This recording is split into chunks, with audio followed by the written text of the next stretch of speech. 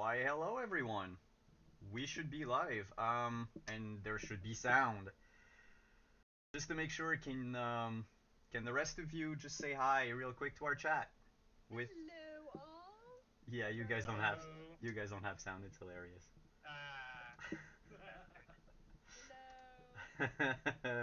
Hello. What did I do wrong? I did a thing wrong. That would be this. No, we have sound. We have sound. Oh, you do. All right. Does chat hear us all? Hey, Twitch, do you hear us? Yeah. Do we come loud and clear? Look at you using terms and such. Yes. Hi. This is our very first. Ooh. Thank you. Thank you to Cruelest Month. Sorry, for the follow. I am of course being softer than everyone because screw my game.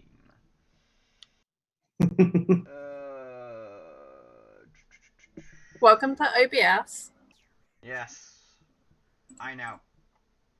Keeps screwing up. There you go. That should be better. I am Still for longer. loud enough. Hey, thank you for all the bits. All right, so hi everyone. This is our very first episode, the premiere of Dark Matter.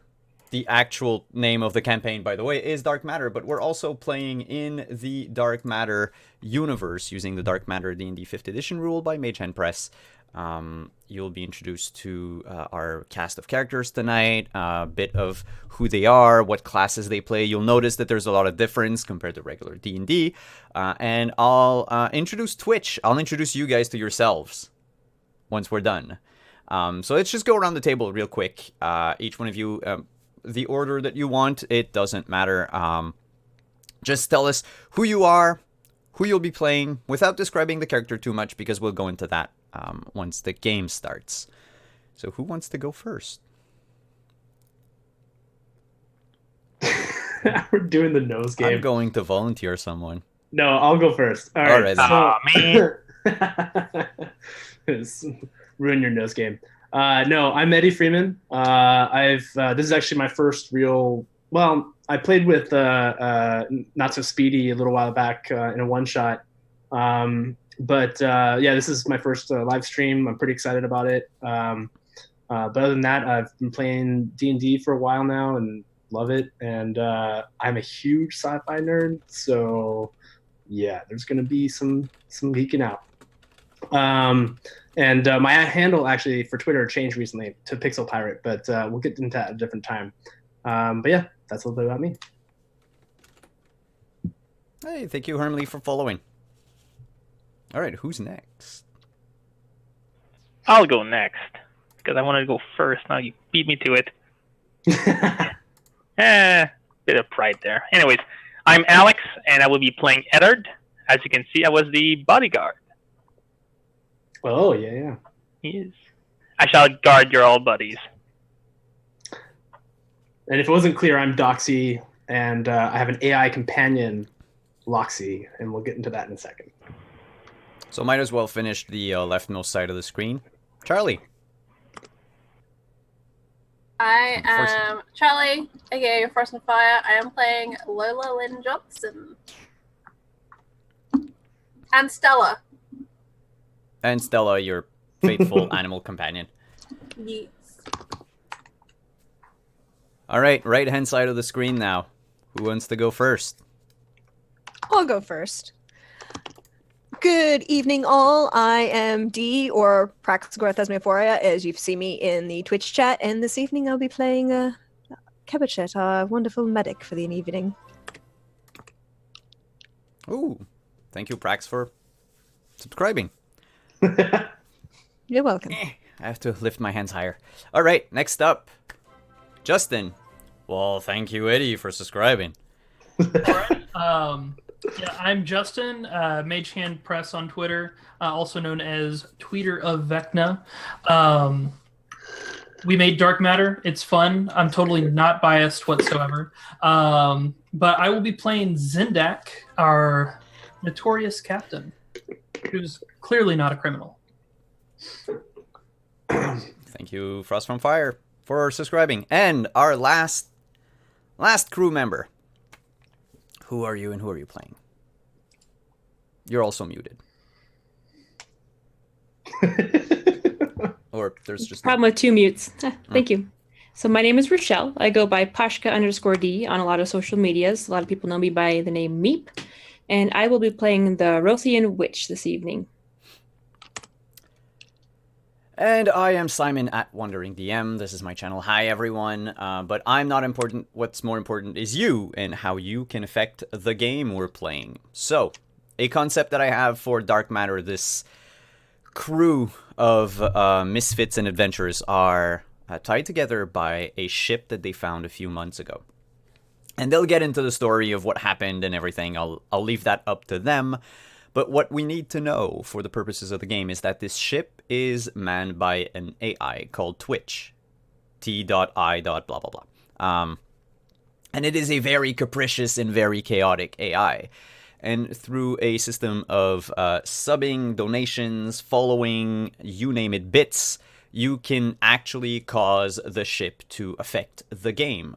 Now, they've had this ship for months, but they haven't been able to pierce most of the secrets of the ship. Some of the rooms inside the ship, about an entire deck worth of rooms, has been rendered inaccessible by the AI through a lot of different means. And you are the ones that can help get them through and explore the ship and actually uncover the secrets of the Scarlet Trust, which is the name of the ship that they have. I'm also doing another thing with, what is it? It's for every 5 subs, I'm giving the players a free milestone. We're using milestone XP, so they'll level up over the course of the campaign as I see fit. But also, you can give them, a bit of a head start on that.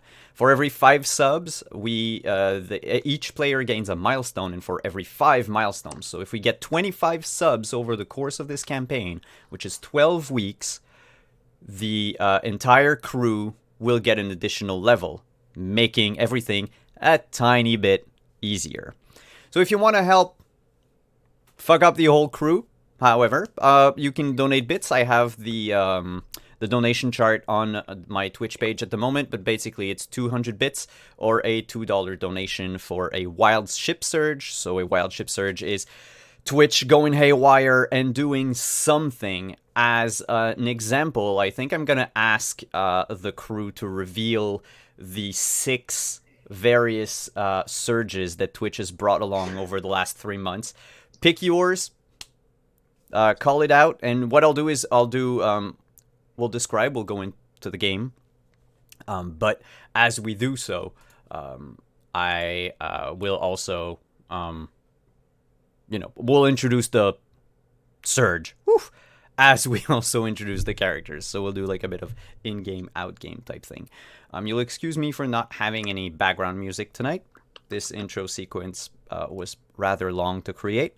So for tonight, we won't have any music, but know that starting next week, for the second episode, we'll have music on, both from Magic Sword and random sound effects. And I also want to give a shout out to someone that I forgot to credit in the intro sequence, which will be corrected next week. But I want to give a big shout out to Carnero RPG. I've linked their Twitter in the chat. They're the person that did all of our art. They're a wonderful and very talented artist. It's so good. Yes, it is amazing, and they've done that with such a short turnaround. They're also one of the illustrators for the Dark Matter 5th edition campaign setting book. So you'll find their drawing in there, and through their social media, you can also see if you want to have commissions done or what have you. It is entirely possible through there.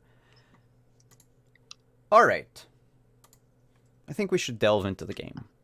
The ship is currently, the Scarlet Trust is currently flying through space you've exited a Maw station in the outer reaches of the galaxy. Right now, unless Zendak, Captain Highhill, has given you a rundown of what's happening, we'll do it in-game, Justin, if you haven't told anyone yet, which is perfectly fine. Oh, I've been holding off. All right. So for all you know, you've just exited a Maw station somewhere in the galaxy. Now, we find each of our characters in different rooms in the ship. And we'll start with the engineering bay. Ooh. Who's currently in the engineering bay? What does this person look like? And what are they doing? Furthermore, what is the one wacky thing they remember that Twitch has done in the past couple months?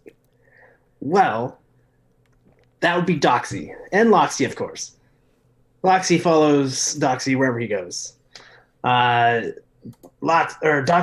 looks like pretty short, like 3'2", something like that, somewhere in the mid 3 foot range, early 3 foot range, and has a vibrantly colored mohawk with all kinds of gadgets all over him, and some really like rad.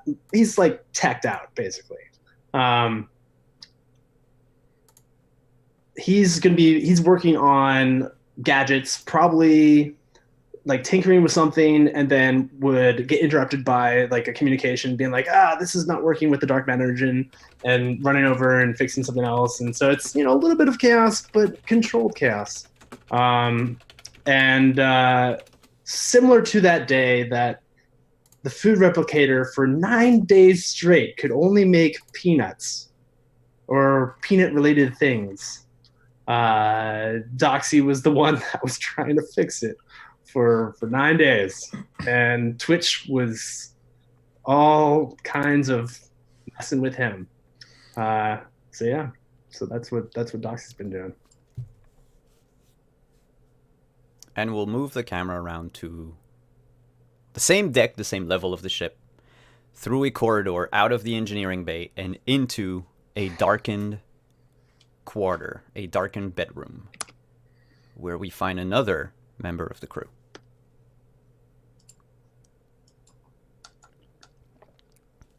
Is that me? That would be Cedric, yeah, sorry. Okay. I should have been a bit more... I was like, well, maybe other people in the bedroom. I don't know.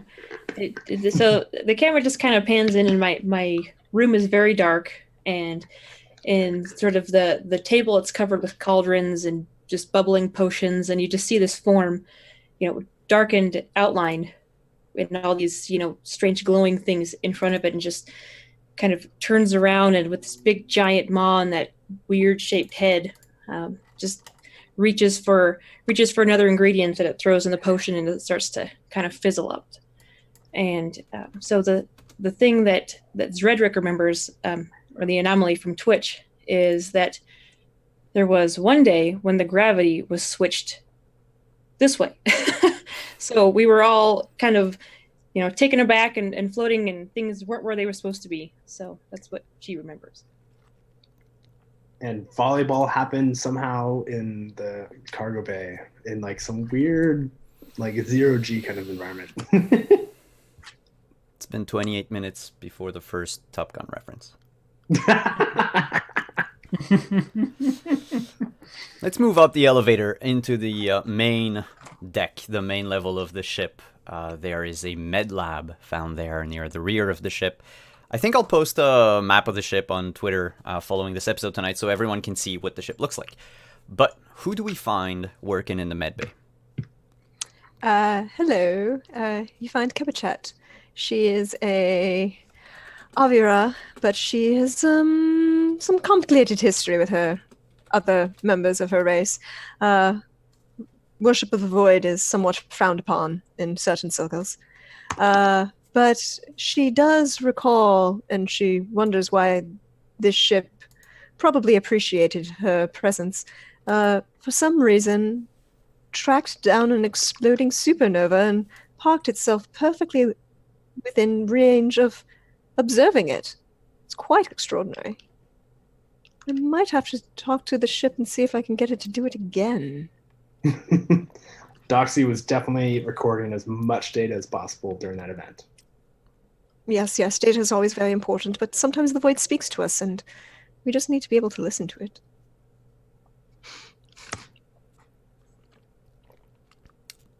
Down the corridor we pan to the bridge, where the ship's current pilot is at the controls. And she sits kind of sprawled with her legs over one arm of the chair, just staring out into the star field. She appears mostly human, with blonde hair and a cowboy hat and a flight suit.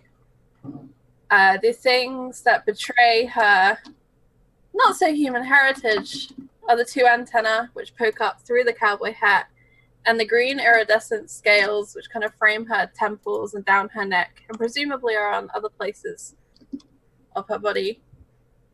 She chews away at a gumball that's in her mouth and just stares out, occasionally pushing a button to adjust a course or to check a readout, humming quietly to herself as we go. And is Stella in the room with you? No. Okay. Good to know. Stella is elsewhere. Oh man, what shenanigans is Stella getting up to right now? She's definitely not in my med bay. The door is locked. Stella spent the last probably 45 minutes trying to figure out a way into the med bay that wasn't through the door. There was a tiny bit of whining and scratching. And then climbing into, pulling away a panel and trying to climb in, but it wouldn't come off all the way. And so then she probably ran along the corridor and is sat outside of Eddard's room because he has all the best toys.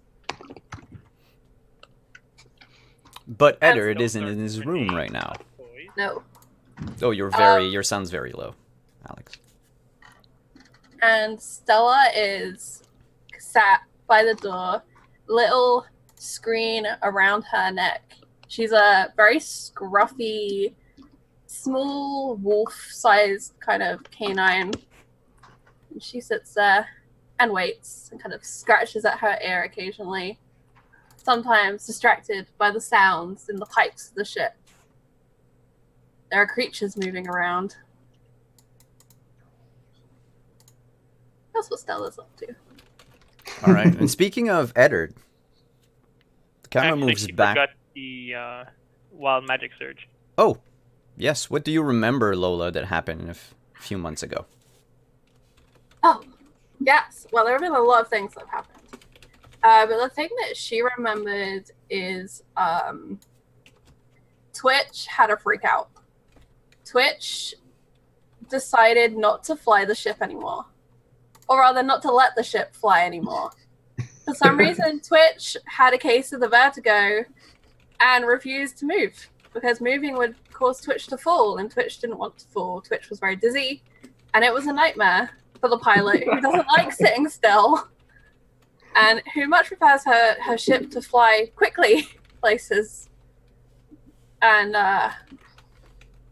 after everything that she knew to try, I think she probably went around the various members of the crew in hope of finding a solution. Try to coerce it, try to engineer it, totally. It took a mix of all of your concerted efforts to try to reassure the ship, to override the controls, take them, wrest them away from Twitch, and I kind of want to say that we call the ship, because we have the name the Scarlet Trust, but like affectionately we just call her Scarlet. Oh yes, I call her Scarlet every morning. Yeah, okay. All right. I like this. Did we try seducing the ship?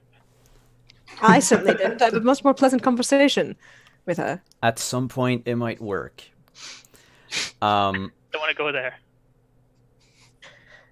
We're going back to the bridge. Sitting behind Lola is the last member of our crew, who's about to call everyone, I figure, to let them know what's going on. I'm playing Zindak, as I said. He is the captain of this ship, and he's often found in more public areas of the ship. He's at times in his room when briefs need to be written or contacts need to be reached in private, but otherwise he's usually somewhere like the bridge. So, he's a halfling, so he's rather short, about 2.5 feet tall, slick-backed blonde hair, and is most of the time dressed in a way that's more appropriate for a boardroom meeting than spacefaring adventures. And just before anything happens, there's a record scratch, and the camera flips back into the rec room.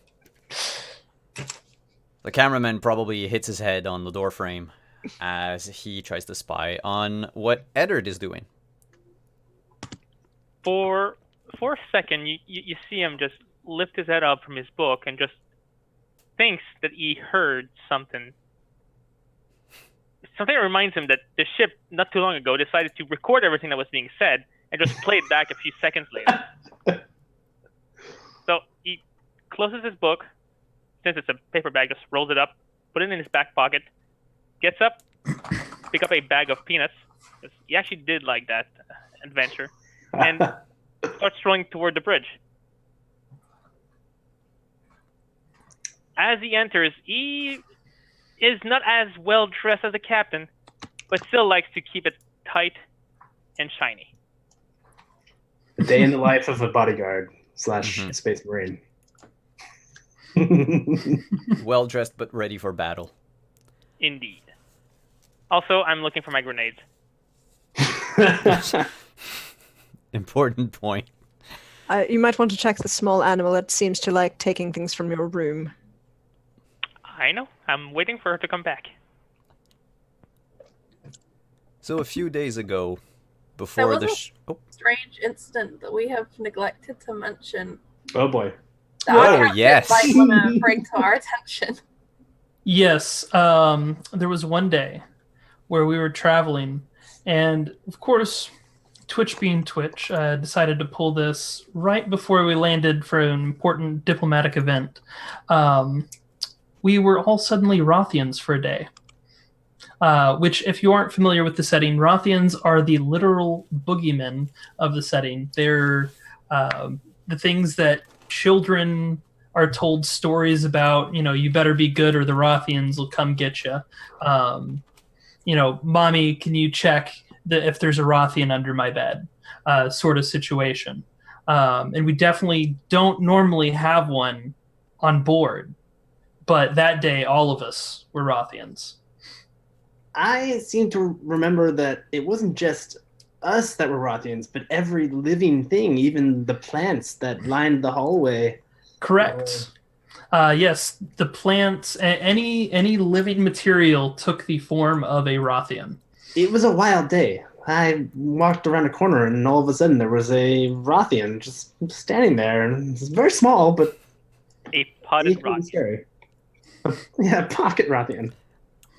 I mean, I think Gotta catch 'em Stella all. would have. Yeah, I think Stella would have been polymorphed into a 4-legged Rothian. And I think she probably peed on one of the potted Rothians. Just something can never change. Well, it was quite entertaining. It's very useful to observe. Some people didn't handle it very well. That would include Lola Lynn, who hid in her room for most of the day, having become one of her worst enemies. I mean, I was mildly concerned about her mental health, but I didn't feel that it was appropriate to approach her when one was giving the appearance of what was causing the problem for her mental health. That would be slightly crass. But it was very hilarious to watch everyone else, I'm not going to lie. I was going to go with foolish but yeah, crass as well. Especially knowing that Lola's probably armed all the time. Yes, and I occasionally enjoy mostly preventing people from dying most of the time. Sometimes one just needs to assist on one's journey. Hasten the way to the void as it is. That being said, speaking of the void, you've exited the void. And you can feel it because, well, partly in the engineering bay, you can hear the dark matter engine just shudder and come to a halt. You can all feel the jaunt, the staggering of the ship as the faster than light travel comes to a slower than light speed of travel. Was this a planned exit or an unplanned exit? It is a planned exit. Okay, I have to ask with the ship. Yeah, no, it is planned. It is. You are in the sector and quadrant you needed to go to be in, which is on the very edge of known space. All right, as we exit, I'll go ahead and beep on the intercom. All right, team, I need everyone to come to the briefing room. We've got some things to discuss. But I'm mid-project right now. This isn't a good time. I didn't say that we need to do this later. I said we need to do this now. Okay. Doxy's like putting away some things and trying to have a semblance of organization and heads the way.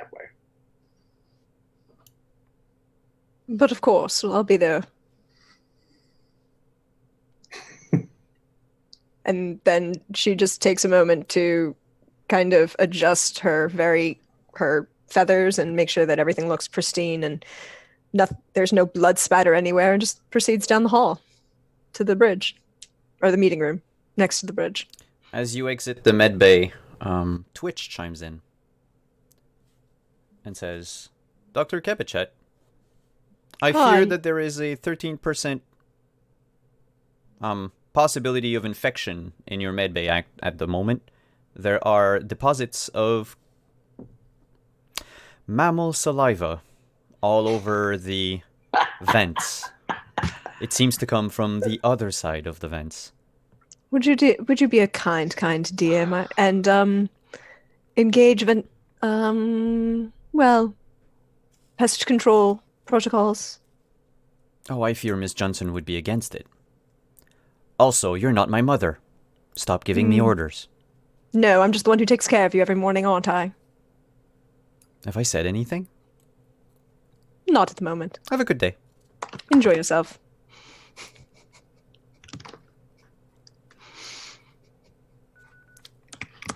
I wager you... Yep. I was going to say, there's some sass in Twitch.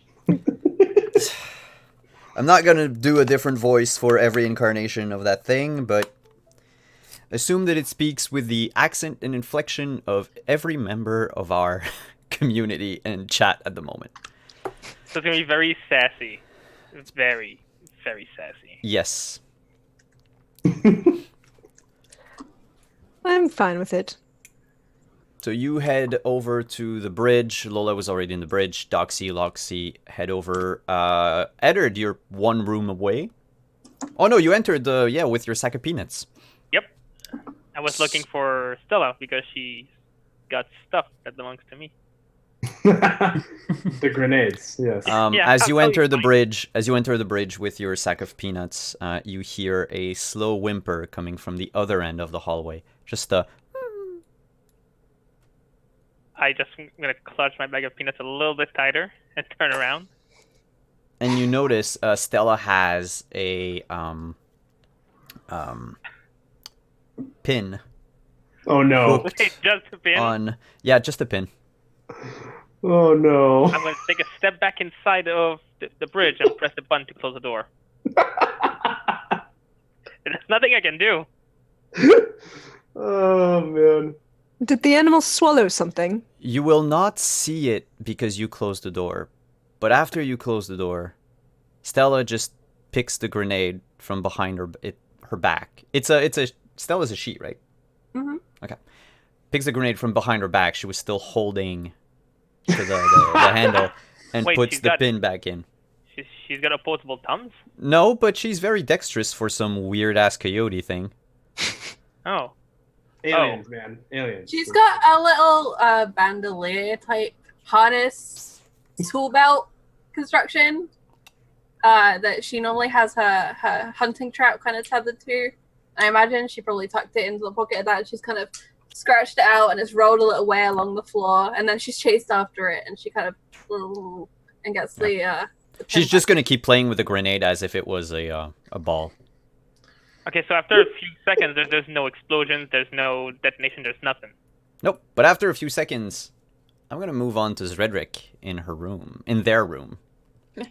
Zredrick will tidy up anything that's fallen due to the shuttering of the ship, any of those, potion bottles, straighten all that out, and then from a drawer, remove a hat that once they put it on, allows it to look like a Scathari. So it gets itself all ready, and then scuttles out to the lift to go up to the bridge as well. Scathari, for those that don't know, are four-legged insect creatures that look somewhat mixed between a praying mantis and a horror. Pretty much. That's me.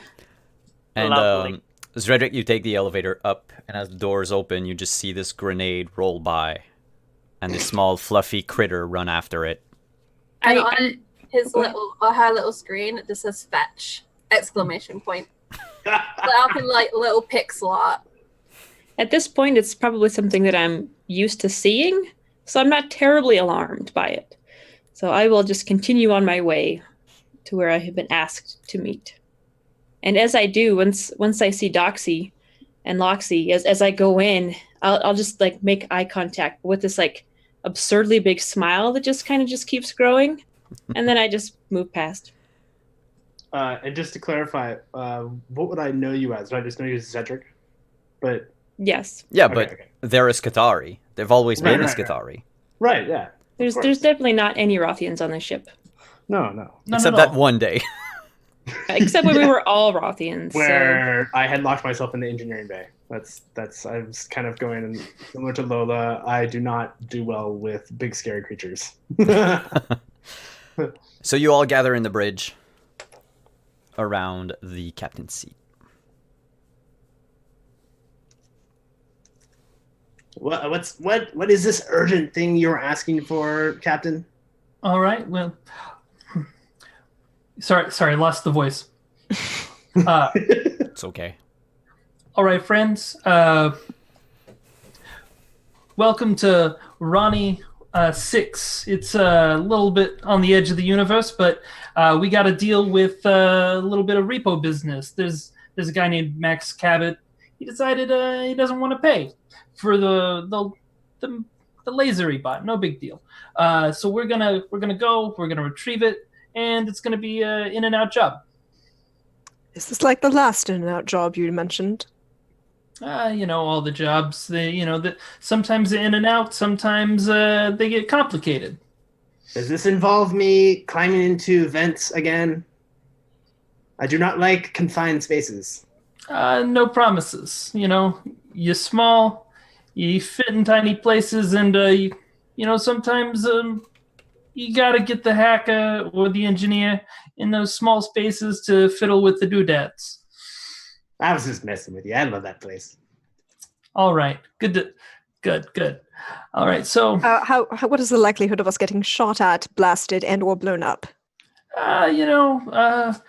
He hasn't paid for a few months. He's got a laser, so 50-50. Yeah, like that. So more closer to 80-90. Eddard, would you please be a dear and make sure you have all of the weapons? All of them? I have only 2 hands. I'll have, of course, all my weapons. I think I saw Stella playing with one of your grenades again. Yeah, I know. Lola, dear. Can you please tell her to stop it with my grenades? She's gonna blow something up. I imagine at this point we hear like a... Stella wants to be where the people are. Yes, and I'm actually going to ask everyone to roll a perception check. Oh. Ooh, I can do that. We get a roll. First roll of the game! Hide. That's really Perception. Perception. Oh, I can do that. Really, kind of okay. But Thank I you, can do it as Frostbite. poorly as I can. The lowest possible roll for me. That's a 9. All right, a 9 and 11, 19 for Eddard, 16 for Lola, and what about Zredrick? A 7. So there's actually just Lola and Eddard that notice it. But as you hear the on the door, looking out, there's a so the ship doesn't really have a window per se. It's just flat panels that show you what's outside, a bit like the background that Charlie has at the moment. And you notice through the panels this tiny round object floating through space, followed by a pin. Oh shit. And it explodes harmlessly in the vacuum of space. Beyond that, however, you all notice Ronnie 6. Did I say that right? I made that planet up. I hope. Yeah, Ronnie 6. It is not a spherical planet. Not anymore, anyway. If you were to look at it, we'd say that the southeastern quarter portion of the planet blew outwards. And it created like this vast asteroid field. Some of which are just orbiting around the planet. From afar, the planet looks brown-orange. Like a sepia tone Mars, if you want to compare it to our world, to our universe. And it doesn't seem to have any orbiting stations. Oh my god, Devin has just blew everything out of the water. Okay, I'll finish with my description first. Thank you so much. But there are no orbiting platforms. No cruisers around the planet. There doesn't seem to be any traffic at all. This would look like a peaceful, retirement type of planet, if not for the fact that it seems that its core blew outwards, which means that this planet is likely to have some sort of very harsh climate. And Twitch notifies you that the planet has artificial gravity and an artificial atmosphere. So you're safe, you can breathe, and you can walk. But Twitch says I'm not going in the gooey center of that thing. No, dear, we would never ask you to do so. What variant within the perception of norms for gravity and atmosphere? What, sorry? Which variant of perception of norms? Higher, lower? Oh, standard? the atmosphere is slightly more... I'll compare it to Earth, okay? Just for all of our, benefit. The air is slightly dustier all around. So it's like Los the Angeles dust everywhere. bowl. Yeah, Yeah. Dust Bowl here. Like a Dust Bowl area, Dust that Bowl, type of thing. And the gravity is 95% that of the Earth. Oh, okay, so a little bit lighter. So you're a little bit lighter, but not by enough to say... Like, if you were born on that planet, you would probably, over the course of your existence, grow an inch taller than you would have on Earth. Mhm. But it's not enough to mess up your internal organs or atrophy your muscles or anything like that. I would have Loxy begin doing like kind of database search / analysis of the planet, like if within their compendium of knowledge / connectivity had access to information that beyond what Twitch has already said. Yes. Can you make a... That would be like Technology roll? technology roll. Which, by the way, is a skill from Dark Matter. So Yeah, it is a skill from Dark Matter. I was going to say galactic lore, but that's because of Star Wars. So I was all messed up for a second. I just want to know if this is how the planet was before the person got the laser, or is that Well, something that you would know? That, It was a powerful mining laser. I've never been here before. I really don't know if it was him, if it was some other guy mining, or if it was something like a, nuclear war or something. I don't concern myself with these things. I got a 23. 23. All right, here's what you know. It used to be spherical. Okay. The core of this planet is made out of one of the strongest material in the known universe, something called adamantine. There is a nucleus inside the planet covered by roughly a few kilometers thick of adamantine, and then dust, dirt, and other deposits around it. A candy coating. A candy coating, yep. So how many licks does it take to get to the center of adamantine planet? Lots of layers. Well, someone tried it. Ah. A dwarf by the name of Thormund. Years ago. Blew up a nuke inside a hollowed out sphere of adamantine. So they mined it down. It took years for them to get, a few thousand feet within the adamantine coating, and he detonated a nuke. It caused a chain reaction that blew outwards part of the planet, rendering it inhospitable. It took years of terraforming, and it's still not. You can live on it because of the fake atmosphere, the artificial gravity and everything, but this planet is more or less a ticking time bomb. Got it. At some point, it will implode. Do you share this data with everyone? So, I mean, I would basically have I guess what I would call a hard light interface, kind of like pop up in front of me, and all this data kind of starts. You see, I'm looking through the view screen. It's kind of like an extension of a HUD from what you would have in the bridge. But I basically take that hard light and I kind of toss it up onto the normal view screen so you guys can all see what I've been kind of doing on my own little side analyses with Loxy.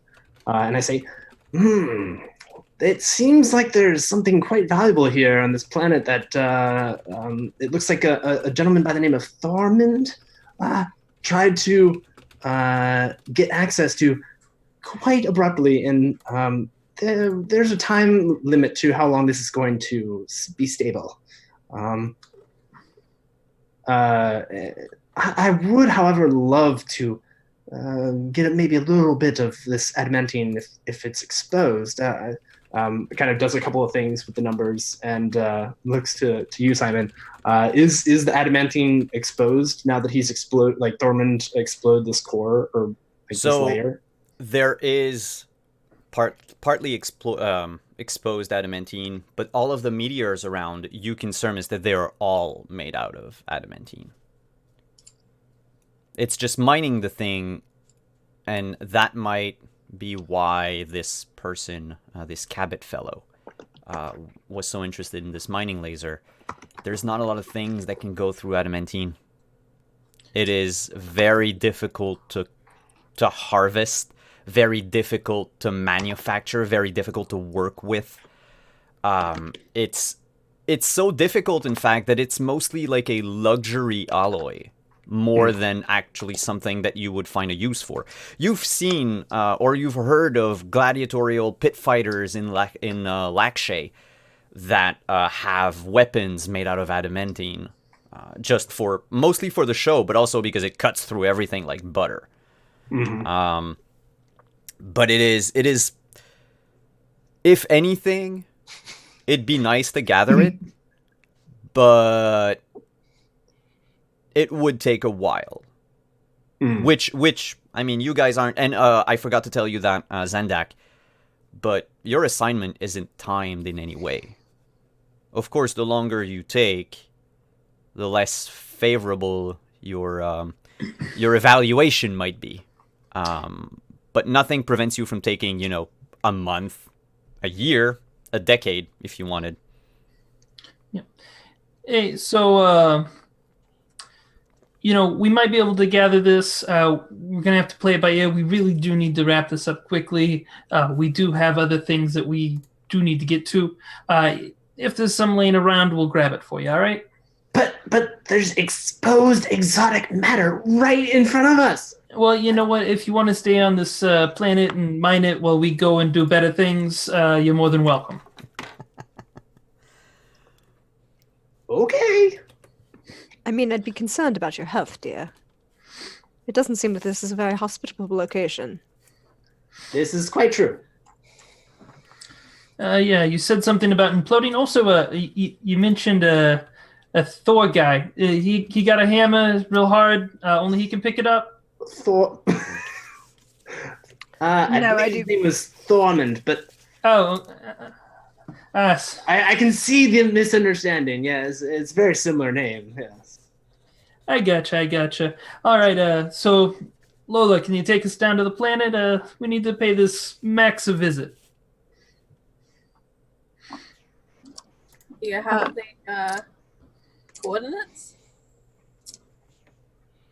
Yeah, You were given coordinates for where to land, yeah. Because there are no spaceports, so it's really just a geographical coordinate. Lat longs. As you approach the planet, Twitch pipes up. Actually locks down the controls of everything in the ship. Oh no. And says, "Oh, I have news for you. Seems like I've managed to unlock a few rooms. But I know you're all busy and everything, so I might just keep them locked for the time being. Who knows? We've unlocked, thanks to the donations that came in, 2 of the rooms aboard the ship. The first one being... I'm only going to give you guys the names because, yeah. You've unlocked the Hallway of Death. Oh, good.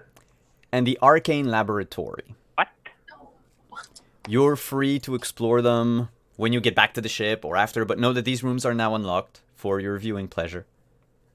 As this announcement comes across, Lola pats her lap so that Stella will come and sit in her lap because she doesn't want Stella going exploring. I don't think Stella can open the doors by herself. Unless Oh, it's I'm not dramatically taking appropriate. that risk. All right. And I would need everyone to roll, because we have 8 rolls for the ship surge. Zendak already rolled 1. That's jeez. going to be hilarious. But what about the others? So a D225. And these, by the way, while everyone is rolling, I just want you to know, everyone who's donating, anyone who's participating, anyone who wants to play Twitch, which right now holds the personality of Devin, apparently. We're all gonna die. If for any reason one of the surge doesn't apply right away, because some of them are like when the crew comes back to the ship later. If it's not within the session tonight, it'll be in the session the next week. So everything is kept up. I have a tally of everything, of all the possible reason on how you could screw the entire crew up. And don't worry, I will make sure that... Oh my god, what is this? I don't know. It will not end well. Wild Magic Surge TPK incoming. No. We're all gonna be Rothians again. I do. 1, 2, 3, 4, 5, 6. Oh, we need 2 more. Oh, whoops. That's not what was supposed to be. Close, Right? but no cigar. Some of them actually will go off without you necessarily noticing a difference for now. Shall we roll the final one for lovely. Stella? Yes, Um, roll the final one for Stella. Come on, Stella, wait, give us wait, something wait. good. 113. Yep, that's a different number. 146. Who rolled a 113? Kebichet? Yes, that would be me. Oh, Kebichet. Well, as you're standing in the bridge, Twitch goes, decontamination shower ready. And there's just a tiny pipe that pops out of the ceiling and sprays Kebichet with like this yellowish cloud of powder. And you now smell like a skunk dyed in your clothes. No. And you were all pretty and everything. Oh. You know, I really do appreciate your attempts to make sure there is health and safety overboard this ship. I would prefer it, however, my dear, if you could deal with the animals and not me. I'm going to take a shower. Please Twitch, do that. Twitch Twitch replies, "Oh, I've dealt with the animals, all right.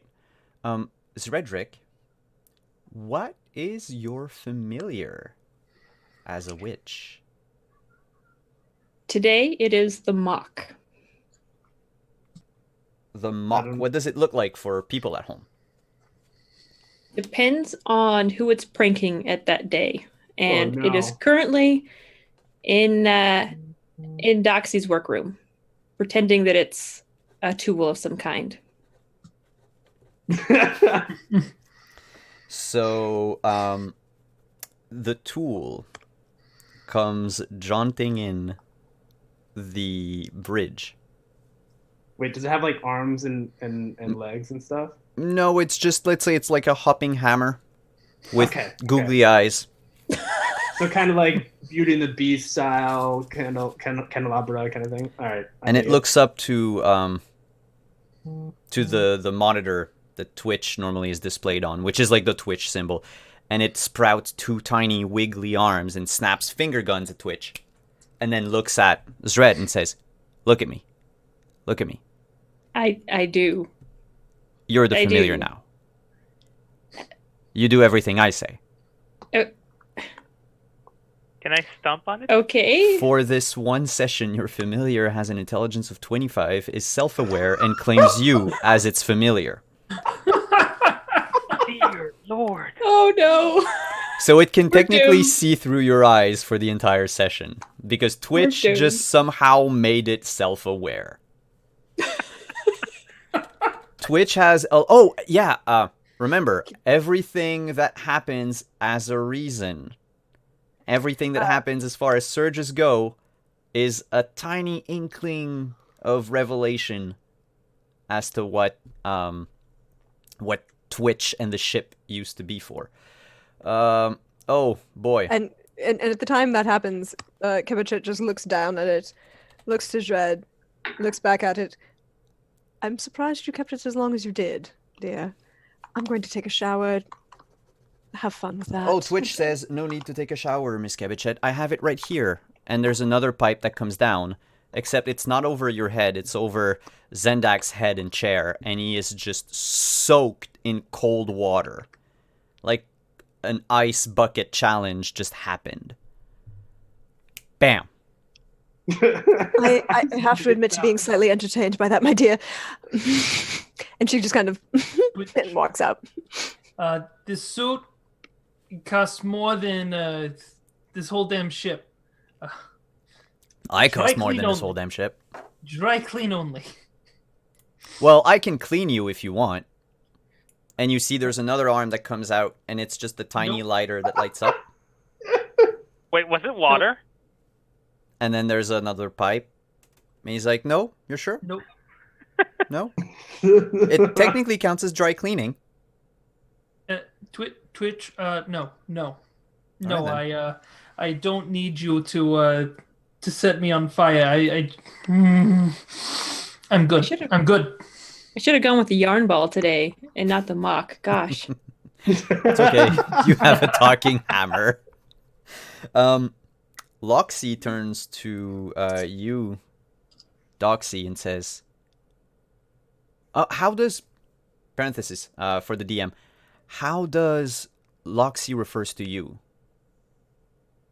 Because I just went ahead and I assumed mistress for Zred, but that is only because they're a witch, and I don't know what's your relationship with your familiar, so let's just fix that right away. I think Loxy would just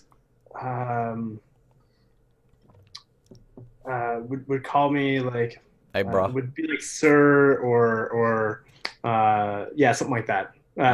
But maybe with like a joking tone as well. So like every now and then be like, "Oh yes, master," something like that. All the AIs are sassy. What the hell?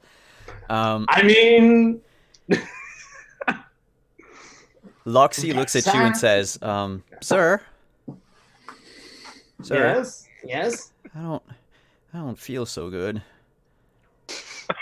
I immediately like pull up an interface and like start looking at diagnostics of Loxy. Do I find Loxy anything? is currently being updated. Updated. Yep, by Twitch. Oh. Yes, it's the Twitch surprise patch number 1.03. That's gonna be man. great. So I'm Even just gonna. in space, we have Windows 10. Yep. And it's running your ship and your Security life update. support. Hey, it could be worse. It could be Vista. However, Oh, because man. of Kebichet's ritual of antivirus every day, Mhm. you know what this software is about. So I'm Okay. gonna ask you, Eddie, to note down the next time you cast a spell. Okay, well, I'm a gadgeteer. Well, the next time you use a gadget, Okay. Loxy. Thank you, Chris, for the follow. Loxy from this point on will have something special. So I just really need to know the next time you use a gadget what it is, and then I'll let you know what happens to Loxy then.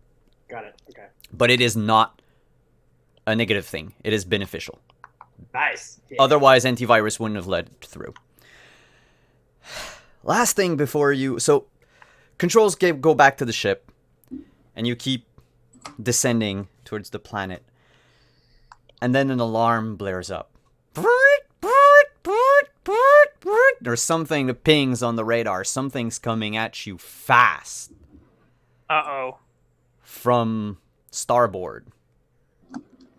Doxy would immediately take like a co-pilot position and start like trying, or rather run to the engineering bay.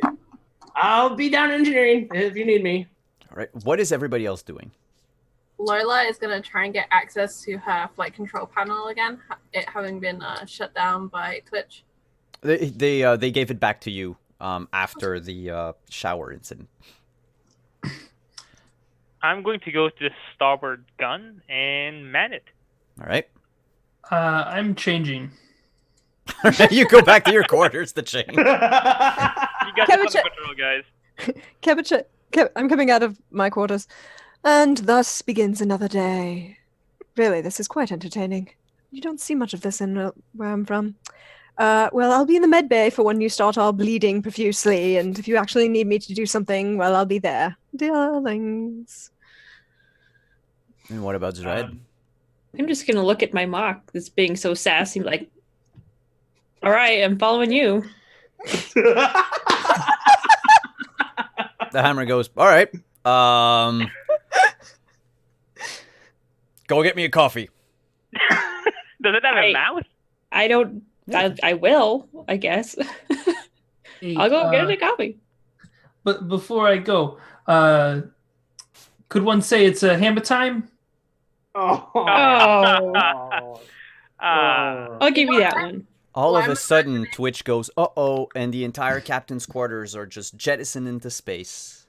All the suits. My wardrobe.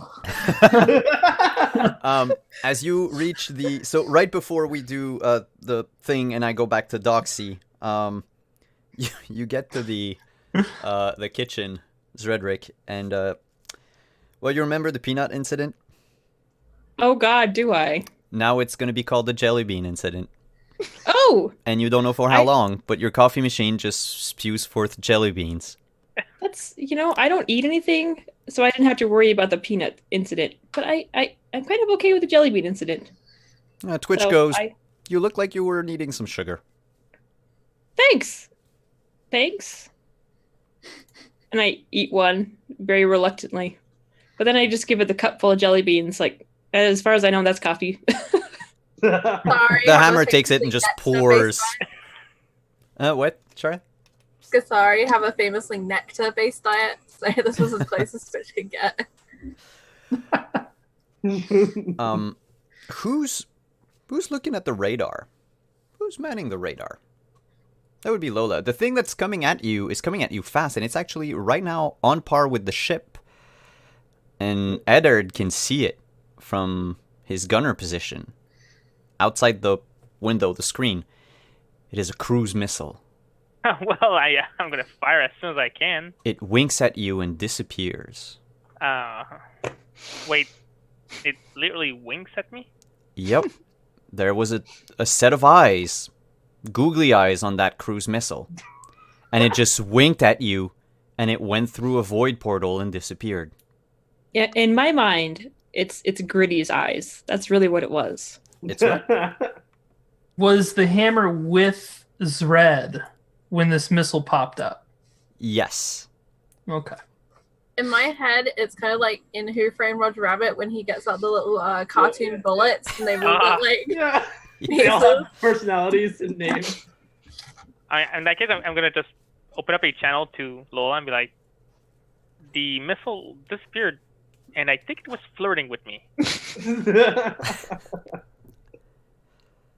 What do you mean flirting with you?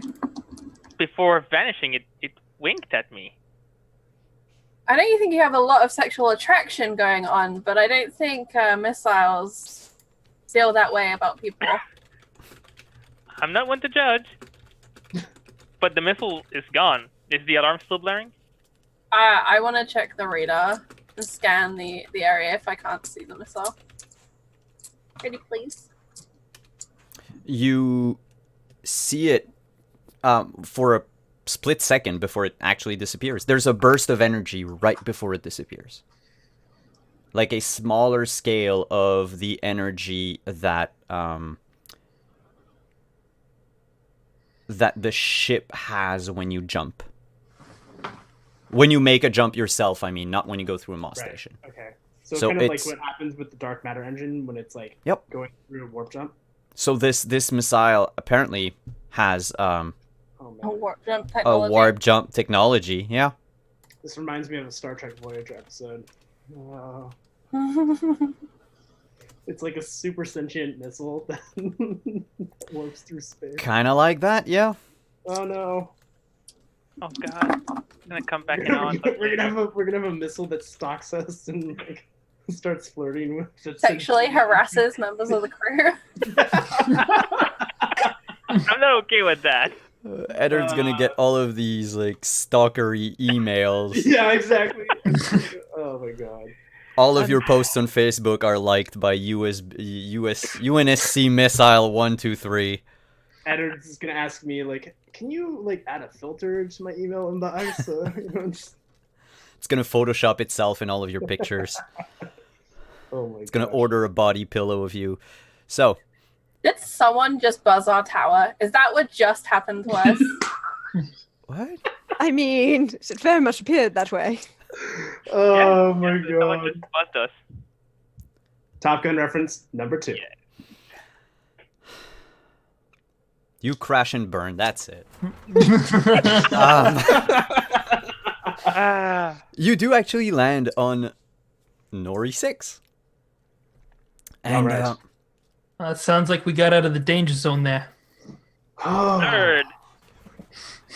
I just still have like this glazed over look on my face, so I'm just looking at my now sentient mock. It's now I'm it's familiar. Whatever. Today's just been weird. Just okay. Since it's got such a high intelligence, I'm now going to imagine it's got Stephen Fry's voice. Because he is both funny and very smart. yeah, but I can't do that voice. It's a little terrifying that a being that exists to pull pranks now has an intelligence of 25. Yeah. It's Just also you have to consider that your ship has the ability to turn objects sentient. Yeah, Mhm. that's pretty wild. Or It's not actually just semi-sentient objects completely self-aware. It Yep. has that possibility. So, Okay. you land on Nori 6. Oh, yeah. Let's go. The hammer's like, yeah, I'm in control. Is You your sure hammer are. gonna walk over there, or are you gonna pick it up, or? No, it can jump. It like sorts of does this like cartoon jumpy motion thing. Oh god. I have an idea. Okay, I'll wait later. The ship lands in what could only be considered as a desert. There's a few trees, a few shrubs here and there, and this settlement. Oh, there's a settlement where okay, yeah. There is a dotted line drawn in a crease in the middle of a dirt road which is about itself 20 feet wide. On each side of the road lie a few houses, most of them built with local materials, a big mix of orange wood and dark gray steel. On the one side are most of the town's businesses. The other hosts cottages of various size. At the end of the road, in the distance, maybe about a kilometer away, lies an impressive building through which a tunnel was dug. It looks sort of like like if someone added a steeple to an arch. The town itself is just a single street. Looks like an old west settlement.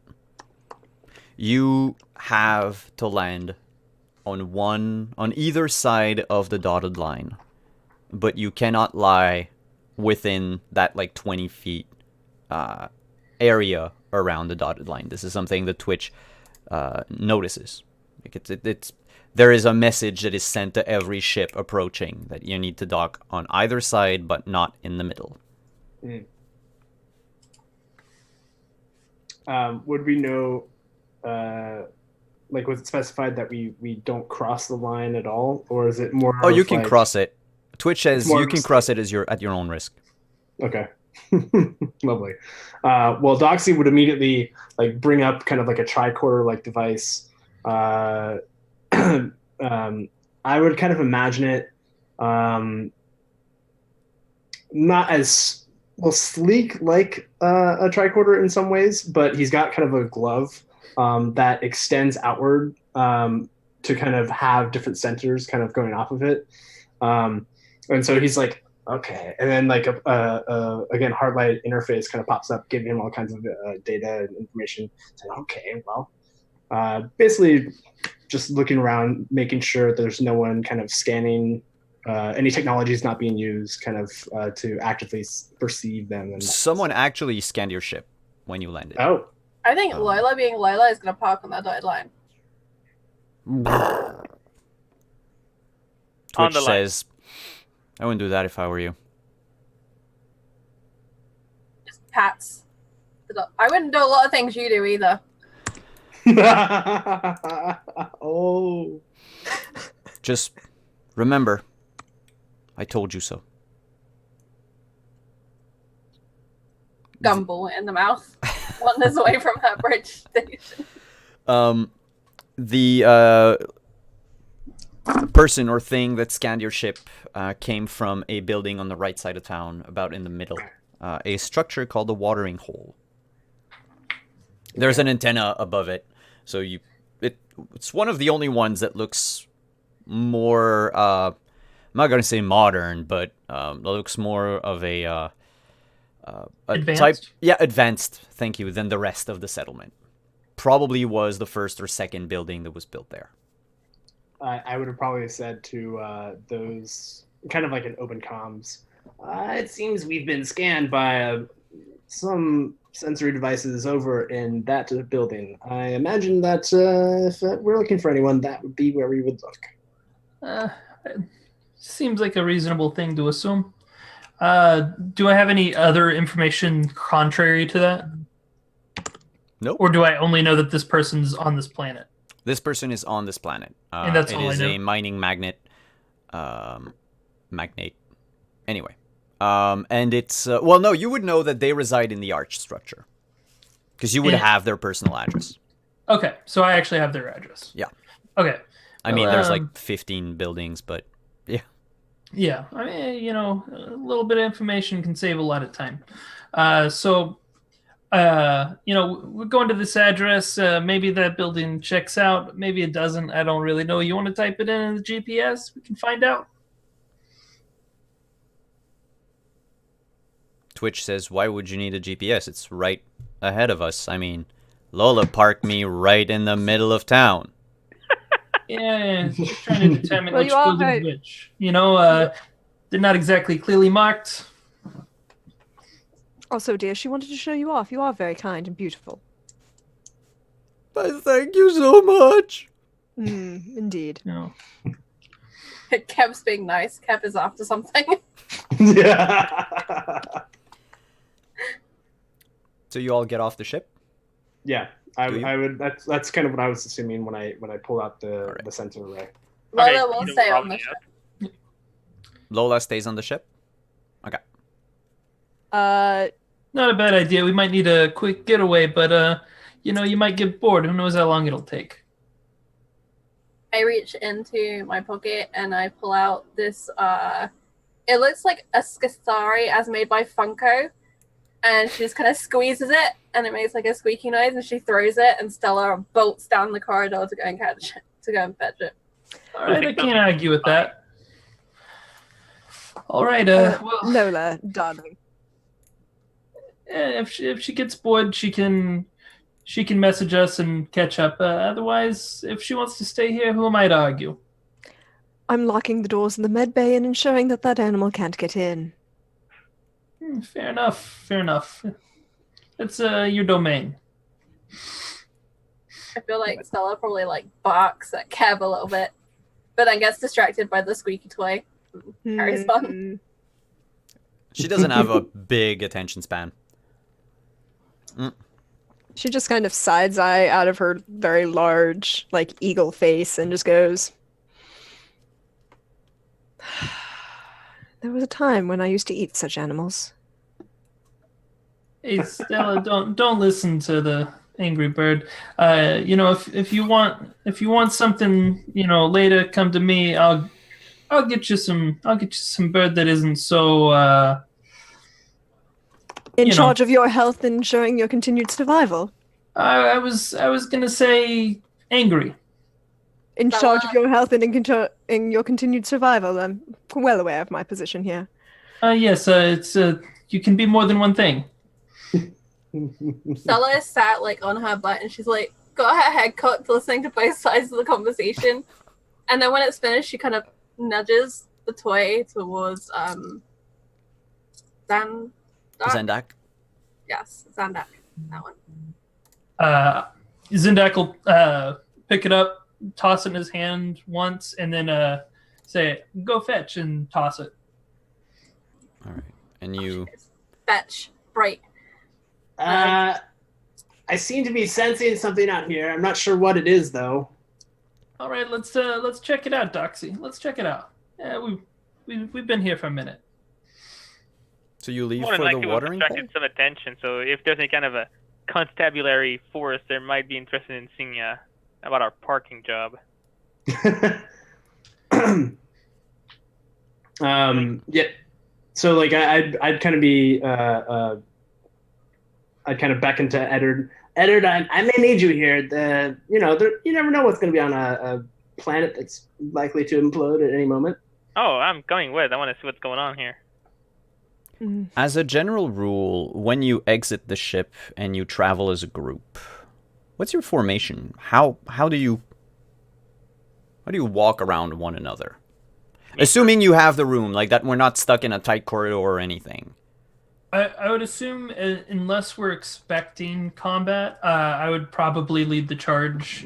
Just kind of like, this is my crew, and I'm assuming they're following me. Assuming. And, I would probably be paired with Eddard at some level. Side by side. Yeah. And then Loxy would be floating around or in some shape or another, either on Eddard's shoulder or just kind of wander around. Keb would be Kebichad would be towards the back and occasionally making snarky commentary with Zred in various languages. Yes. all right.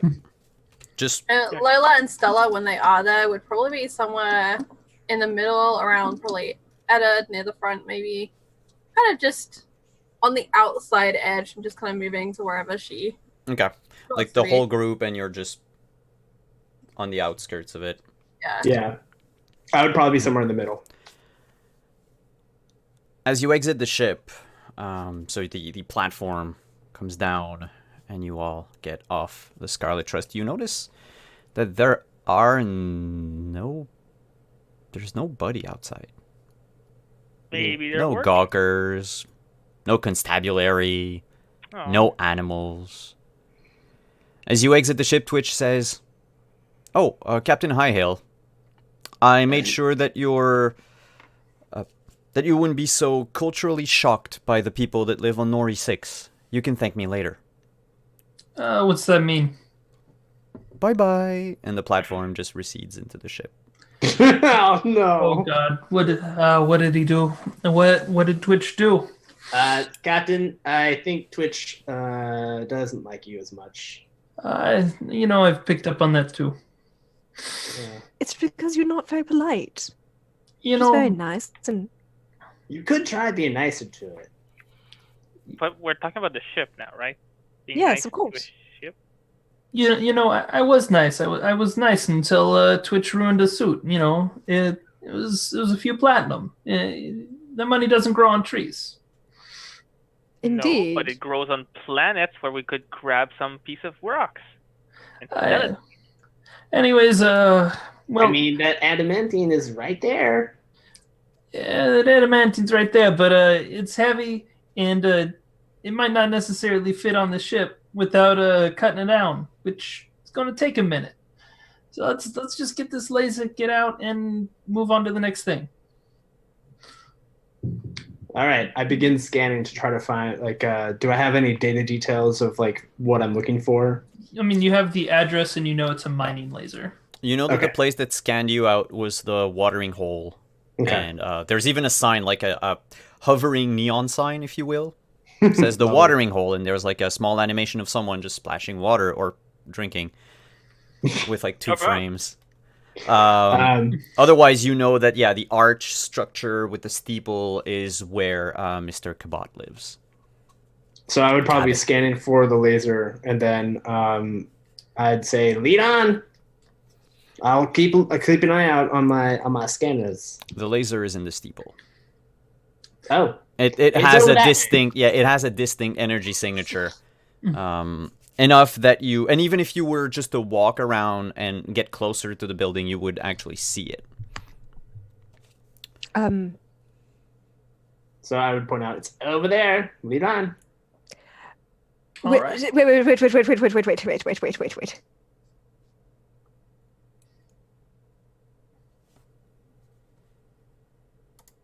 Wait. Yes. She taps her comms. Lola, darling. You parked us in the firing lane. Oh. That makes sense. Dotted Ah. line leads So- to where the firing line happens. So I'm going to say, please move the goddamn ship sun's damned ship while I move myself over here at quick speed. All right, Out of line let's pick up the pace. Yeah, Lola, you move the ship like the bird said, and You call me that again, I'll hit you. was it wrong? Is it an inaccurate statement? Yes, extremely. Do I call you a monkey? There's a few differences. No tail. Lack of fur. You got a beak.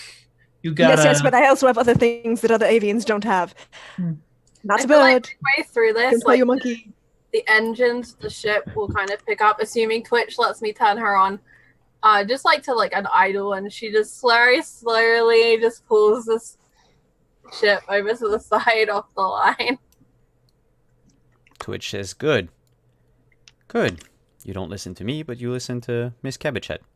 Noted. It's merely because they don't understand you, dear. I'm sure that in the future they'll listen to you much more frequently.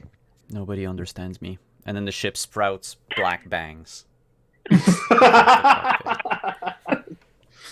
No, actually, it doesn't. I have to be precise when I mess around with the ship in this case. Oh God. I will ask my mock in a snarky tone, like, all right, so what ideas do you have? Like, what have you got for us? Come on. Oh, I was thinking you can either ask around for what's going on and what this line is, but I will assume, that your doctor said that, this is sort of a firing lane. Also, whoever's in charge of that laser is probably somewhere in the buildings around, but I mean, I could do everything myself, but wouldn't that be a bit boring? Oh Ooh. god. You know, Well, yeah, it would be. Can I pick up the hammer? Hey, you don't touch Hey. the hammer. you can't touch that. But okay, so yeah, let's get out of the firing lane. Let's get this laser, like I said. You know, let's just hurry this along.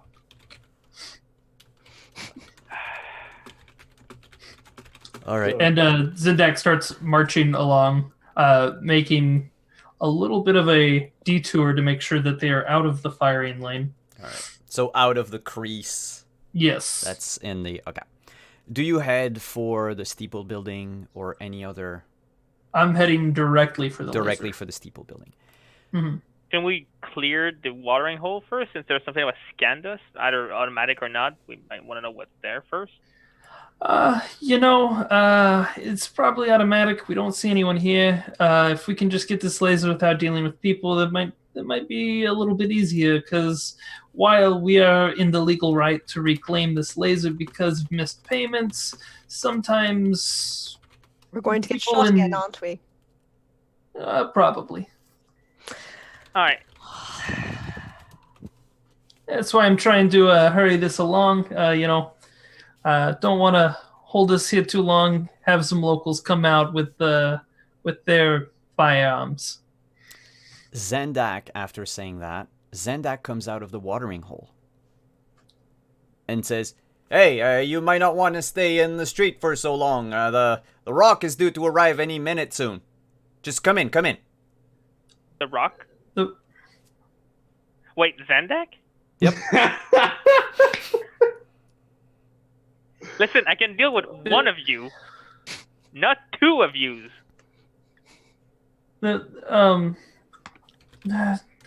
Twitch. All right. Oh, I get it. Yeah. Let's go in. Let me Of course. something real quick. Anyone got a marker or something? I mean, Yeah. if you really, really want, I can ensure that you don't look like anybody else. Last time I took you up on that offer, I was hurting for a minute. So, thank you, but no thank you. Your Doxy choice. Doxy out of his many tool pockets or pouches, pulls out a handy dandy marker and says, "All right, let's make this a little bit easier on us." And he draws like some kind of crazy. I give you my We'll hand. Okay, do like a spiral galaxy onto his hand. All right.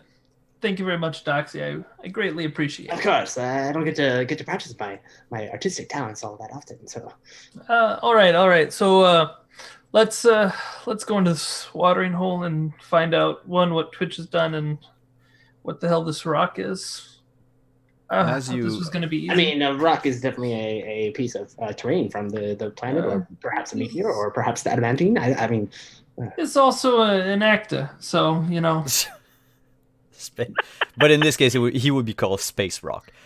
You open the swinging door, the saloon-like doors to the watering hole, and inside you notice there's like 36 Zendaks.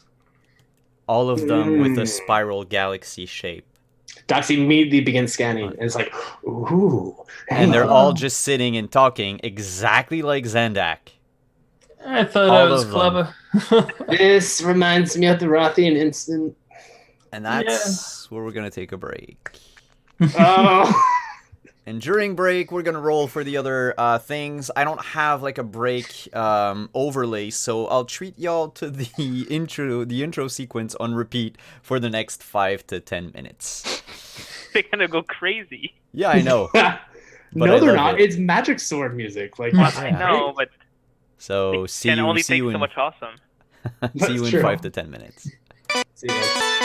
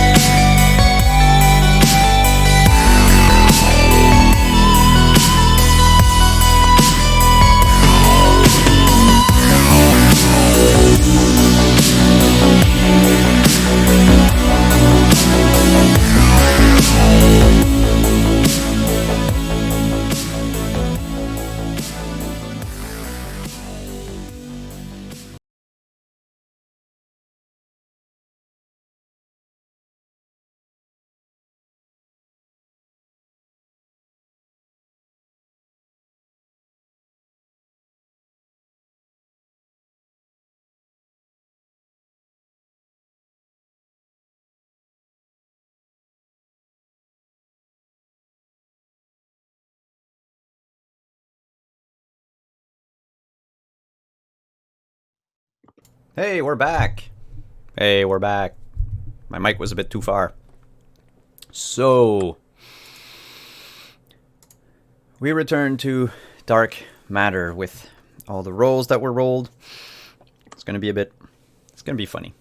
So, after a few seconds, all the Zendak lookalikes glitch out of existence. And beneath them, what was essentially a holographic projection, are the numerous patrons of this establishment. Most of them are humans or near human. You see 1 or 2 orcs. No dwarves, no gnomes, no halflings.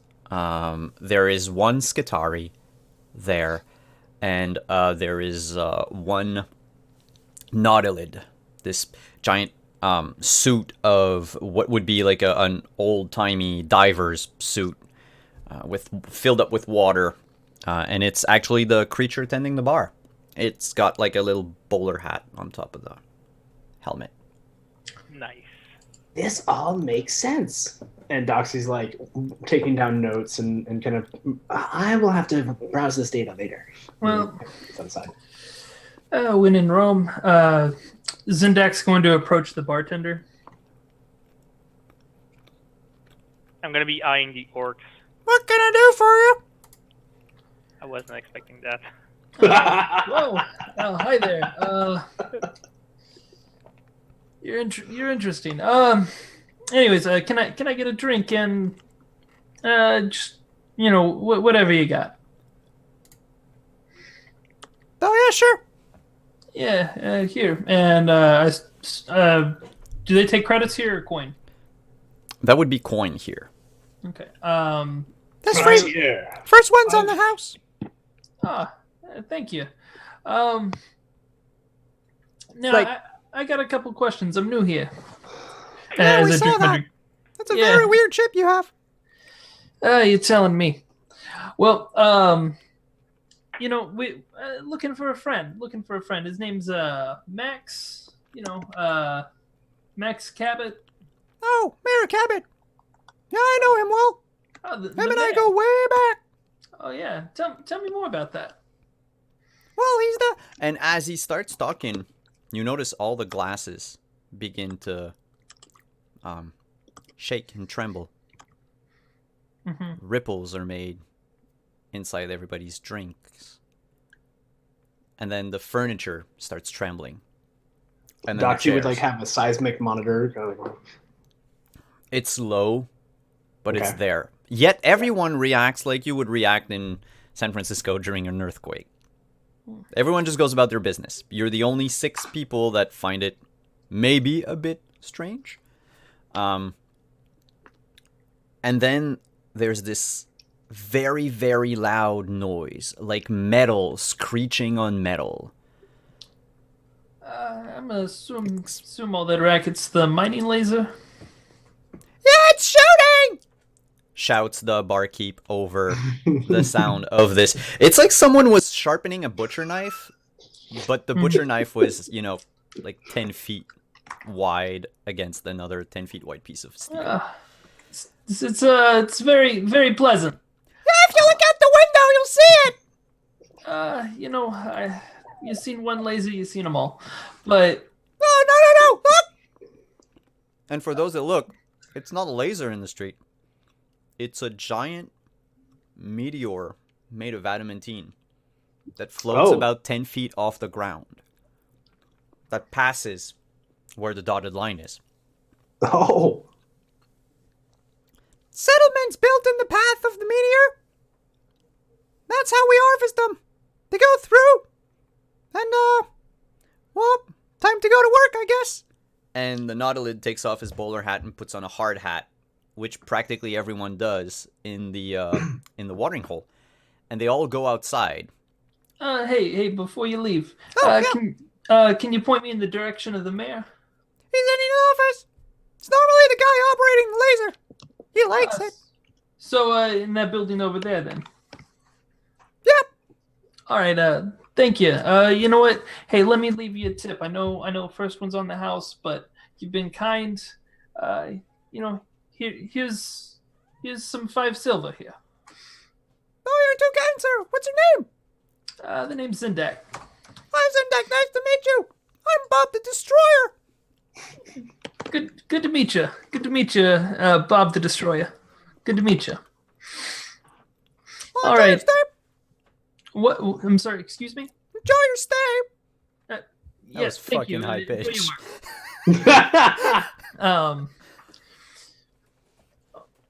All right. Yeah, he's operating the laser while the town goes to work. Let's pay our friend a visit. Indeed. Do you need... you didn't drink any of that, right? Of course I did.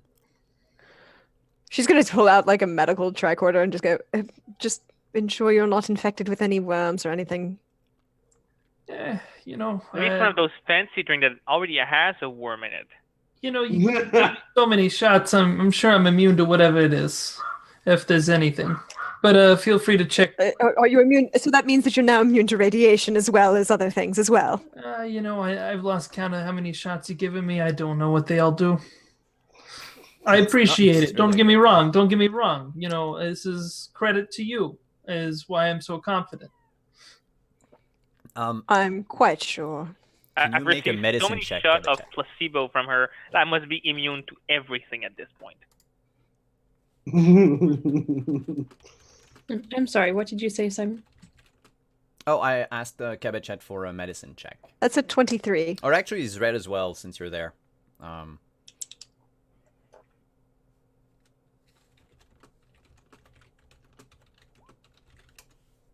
Meanwhile, Doxy would be That is good.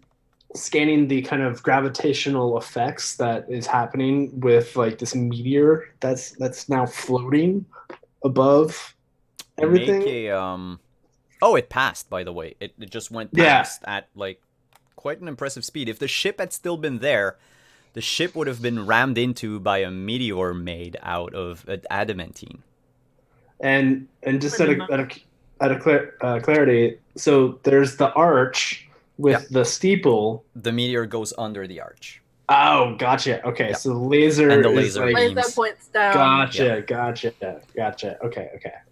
I understand now. If Lola hadn't still been on board, I wouldn't have mind Twitch getting some sense knocked into him with one of those meteors, maybe. You don't need to be rude, Hey, he's not here. but I'm quite sure she can hear you. He's just quite easily misunderstood, or they are just quite easily misunderstood. I mean, it's an AI that's very, very old and very advanced. That's why the whole concern about hearing. That's why I keep my comm off unless I need it. And that's why you haven't heard the last 6 times I've called you for medicine checks. I understand now. Your comms pop up all at once, and Twitch says, "Wait, I've seen this before." Before? Never I mind. wanna Carry look on. Carry At on. my Wait, Twitch. at send my me the- familiar. Say what? While your ship's precognizant, or whatever that word is supposed to be. No, this couldn't possibly cause problems. Twitch, send me the data. Which is what? What data? What you were just talking about. Send it to me. He sends you back the soundbite of you talking about Twitch. Okay, we'll talk about this later. The 2 medics, the drinks, as you look at the drink and smell the drink that's in that used to be in Zendak's shot glass, and then look at all the bottles behind the bar. It's all various forms of water, like water with taste in it, flavored water. Oh. But there's nothing else that we should be concerned about, correct? No, it literally is a watering hole. Well, that's pretty entertaining. All right. So, let's pay the mayor a visit. When you exit the place, the watering hole, the saloon, you notice all the workers are picking up scraps of adamantine from the street. The meteor, which Loxy had time to analyze it as it was going past, basically the way the laser works is, let's assume this meteor is round, right? Every time it goes under the laser carves a section of it off, breaks it in, at least breaks the section that it's able to break into multiple slivers that people then pick up, gather, or try to break apart into smaller pieces. At some point, the laser is going to be able to go through and cut the meteor clean in half. At which point, it'll probably fall down to the ground due to a lack of gravitational pull. And then people can just keep hacking at it or use the laser to cut it into whatever forms they desire. It's going to take a few months for this one to be done. Processed? Yeah, cut completely. Gotcha. So if we go over there and reclaim that laser, it will mess up the livelihood of these people. Well, it's obviously they're not doing very much livelihood if they can't afford to pay their bills. Hey, a man takes out a loan, he buys a laser, he chooses not to pay the loan. There's consequences. Oh, I agree with you. I would just want to make sure that when we come out with said laser, we're going to have to deal with all of them with sharp tools and probably smaller caliber lasers. And that's why I told you to bring all the weapons. And I did. Having known that we would go against so many, I would have probably bring my suit.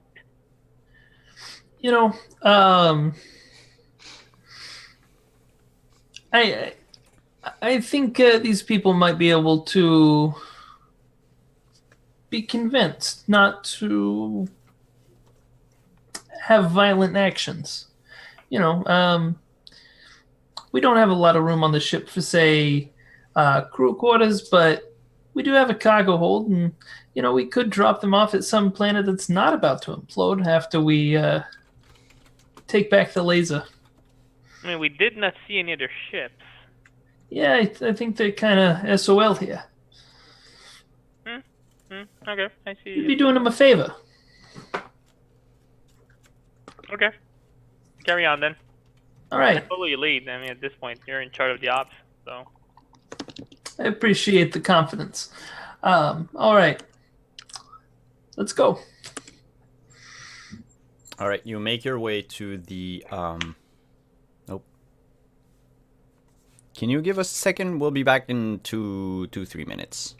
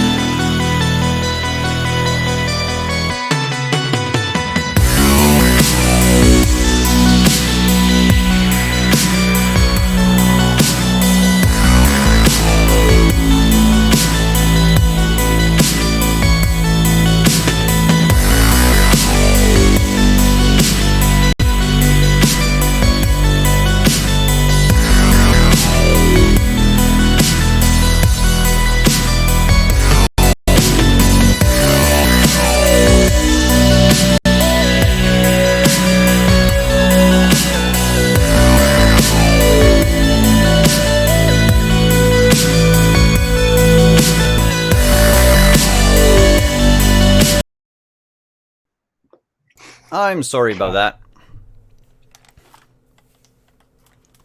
Okay, we're back. As you approach the steepled building, you notice that there are a few armed guards outside. They're not wearing uniforms. They don't look like they're part of any mercenary organization that has been, that's widely recognized across the galaxy. However, you notice that they are armed with very strange rifles.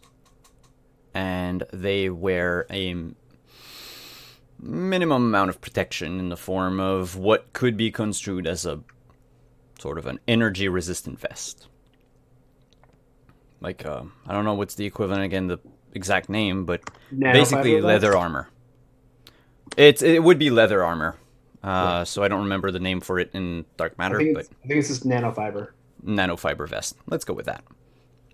There are, that you can see from where you are, 4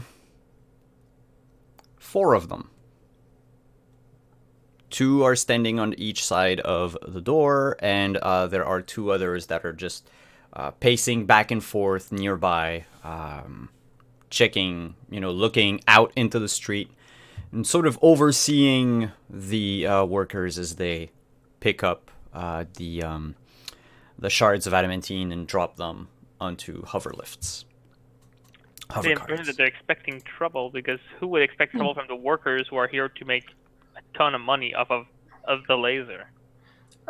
These people are clearly working of free volition and not being coerced to live on a crappy planet that's about to implode. No big deal, I'm sure that there's never any riots about that. Okay, good point.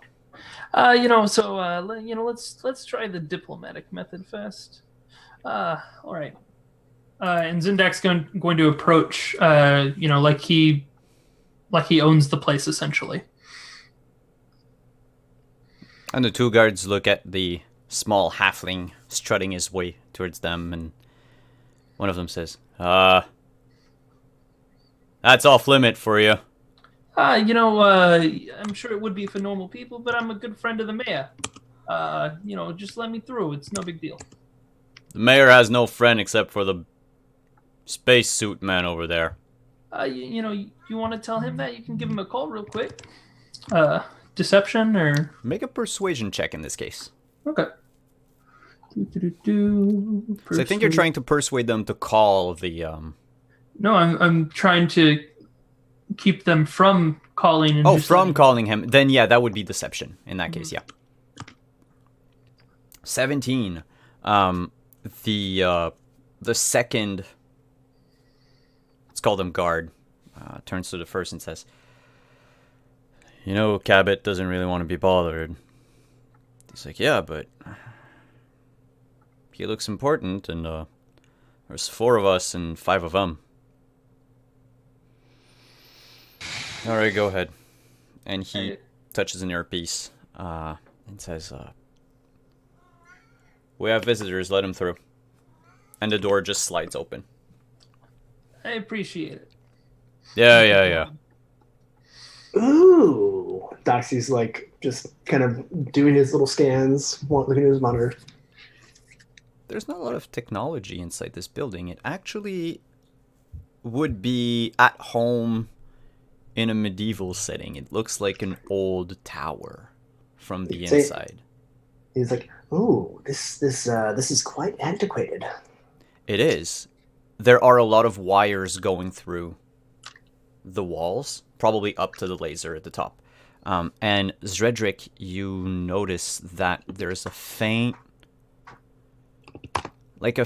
lingering aura or psychic impression of anger. Someone must have been very angry very often. Huh. It just, you can taste it. It tastes spicy. I kind of like that. Of course you would. I steep in it for just a little while. It's not enough to feed you, unfortunately. Oh, I don't need reminding about that. You picked My up little on Skithari anything new? palps are. You were saying, Zandak? I was asking Zred if they're picking up on anything. Just some delicious residual flavors in the air, but otherwise, no. All right, all right. I will look down at my hammer and like, well, see what my hammer has to say about it. Since it's really the boss of me, after all. Yeah, right. I forgot I existed for a moment. I did too. So we're about to... Nice. So we're about to go into enemy territory, if I understood that right. I'd we're say already we're in the middle of it. I would appreciate if you cast a defensive spell on myself. Do you have anything? I'm sure you have talents, right? You can do things. Yeah. I mean, I'm not the only thing that makes you special, am I? Because honestly, that'd be kind of sad. I will take care of it. Yeah, see that you do. I'm the boss. Uh-oh. At some point, I'm gonna pick up the hammer and throw it. Not yet. No. Way to bring down the hammer there. Oh man. There are Oh, 4 geez. other guards inside. These ones don't wear armor. And they have a simple pistol on their hip. And they stop you and say, before you go any higher, we need you to leave your weapons and all your gadgets. Mr. Cabot doesn't want any funny business. I don't carry any weapons. I'm a doctor. Unfortunately, some of these things are actually part of me. That it's a little hard to remove. Then you stay here. You can leave the staff, lady. Oh, she didn't bring it. Oh, okay. Then yeah.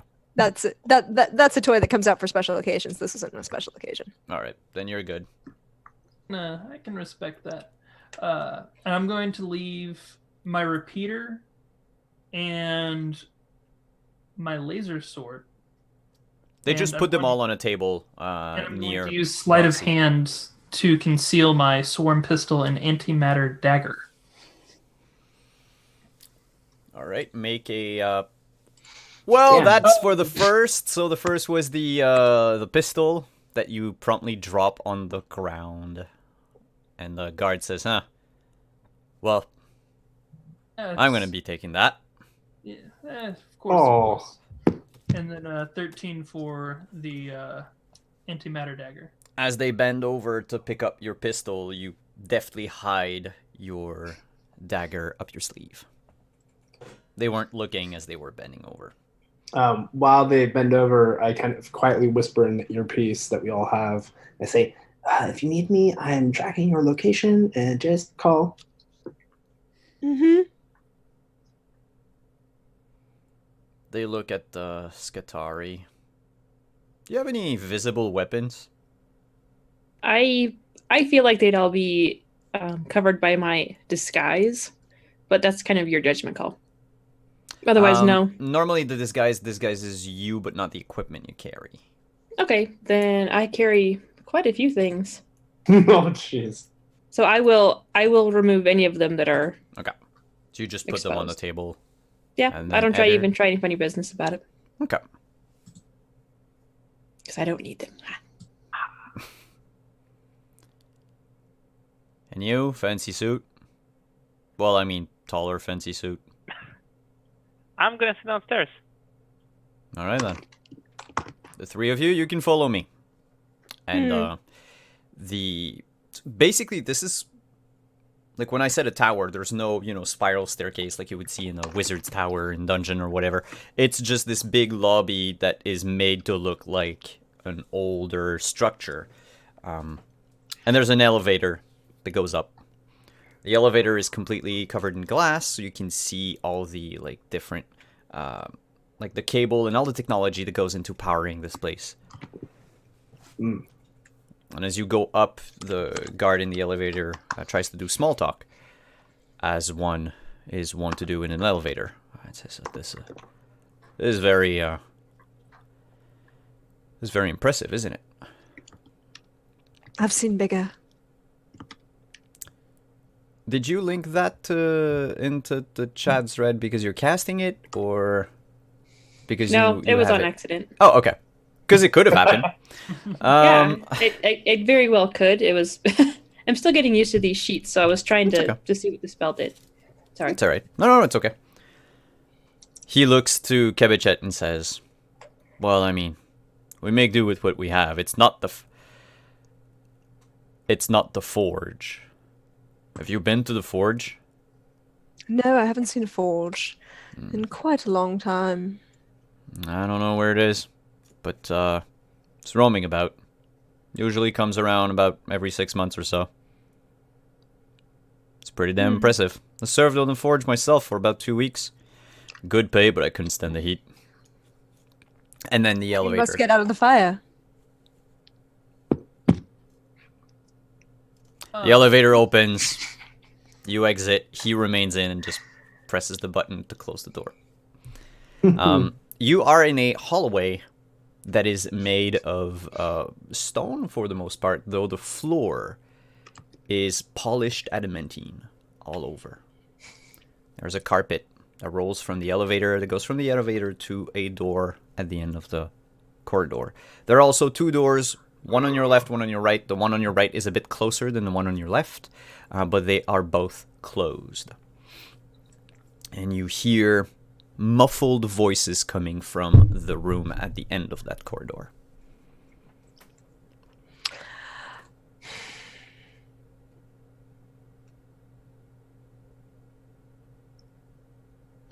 I think This you're is your muted, sh- Zendak. This is your show, you- boss. All right. I walk towards the door, open it up. When you open it, Mr. Cabot, a very heavy-set man in his late 60s, is just giving shit to one of the guards. It says, "I told you I don't want to see anyone. I don't care how important they are. I have..." Well, looks like they're here. Yeah, you've got important business with me, of course. Of course you don't want to be disturbed. He looks, glances at the guard and says, "You stay in this room." And then he motions to a set of chairs in front of his desk and says, "Well, sit down, please." Yeah, we can take a seat. So you took out a loan, got you a mining laser. Now we haven't received a few payments. It's been a minute. And unfortunately, we're a little past making up for it. As you talk, all 3 of you can notice that he begins sweating profusely. No, I can assure you, I'm not here to cause you any harm. I don't want your money. I don't want to hurt you. Just got to reclaim the property.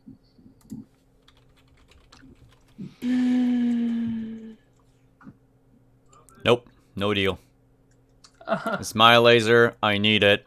That's not how loans work. You don't actually own that laser until you pay off the loan. And you know what? Even if you think this cute little god over here is going to do anything to me, you know what? If I don't come back with this laser, they're just going to send more, and they're going to send more, and it's just going to be too much for you to deal with. And then they're going to start hurting people. You don't want this town hurt, do you?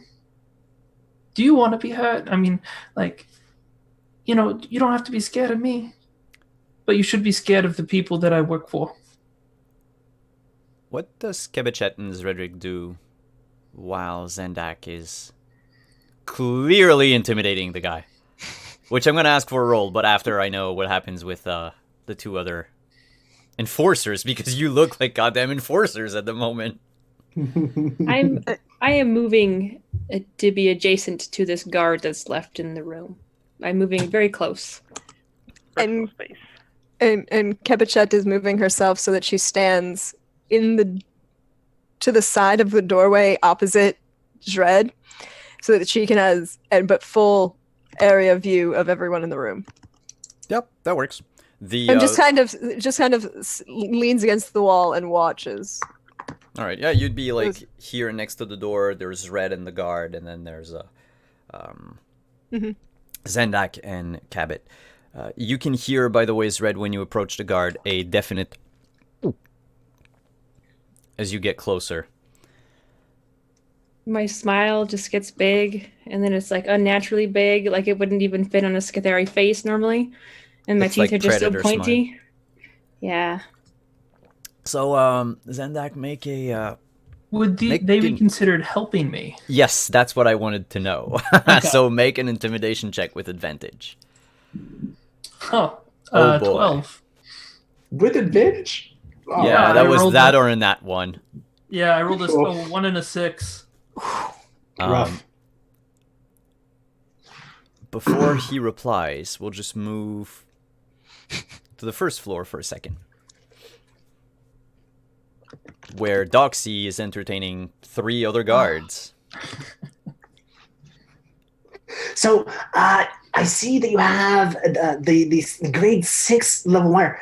This has been so outdated. I really should get some copies of And of course, I'm looking up. Like, they're all taller than me, so I've got like Loxy kind of floating up there, kind of like pointing out to all the different wire circuits and things like that. And the moment that they are looking up, I'm going to actually activate my blink button and blink. Actually, tell me the distance real fast. How far is the elevator from where Doxy is? 10 feet, not even. Perfect. So yeah, as soon as they look up, Doxy and Loxy just disappear into the whatchamacallit? Elevator? Elevator, thank you. I'm gonna ask you to make a stealth check, if only because the elevator is completely glass panes, like all around. So you not only have to blink in it, but you have to blink and go up fast enough before they notice anything. So just we'll consider it a stealth check. Okay, so I didn't realize that it was glass panes. Would I be able to add on to that maybe prior to blinking, like as I'm talking to them, I'm like hacking the elevator to have it start as soon as I go, as I get there? All right, we'll replace stealth by technology. Perfect. I can do either one, but let's do it. Okay, I think it's a +6. Come on, baby. Oh, that's terrible. That's an 11. 11? All right. I rolled a 10. You instantly blink into the elevator. The elevator springs up through. You deactivated the safety mechanism on it, so it goes up. 40 feet. It just jets up in the blink of an eye. Wasn't something supposed to happen next time he used a gadget? Yeah, I was about to Yes. mention that. And then Thank you. Good things. From now on, thanks to Devin, Loxy can use blink once. Like by once itself. per day, once per session? Once per forever. Oh. Loxy itself knows how to. It created whatever gadget you made for itself. Oh, cool. And can use it. Okay, I'm gonna write that down. So you're gonna hear the at least muffled version for the next minute or so of what's going to happen between Zendak and Cabot. Cool. So to go back to Cabot's office, Cabot says, "It's not what you think. It's not that I'm withholding the funds or refusing to pay. You have to understand. It's this Thurman fellow in the forge, and he... Look, I pay him in adamantine, and he pays me back in credits. It's just... Well, you've seen this planet from space. It's kind of hard to navigate and everything, and I haven't seen the guy in over a year." Hey, look, it's not my problem. My bosses didn't come here to say, find out why the money hasn't come. you could have done that. You could have reached out to the firm. You could have fixed this before it became a problem. Instead, you decided to hide out on your backwater planet that you are in charge of here, and hope that we didn't come looking. And oh, yep.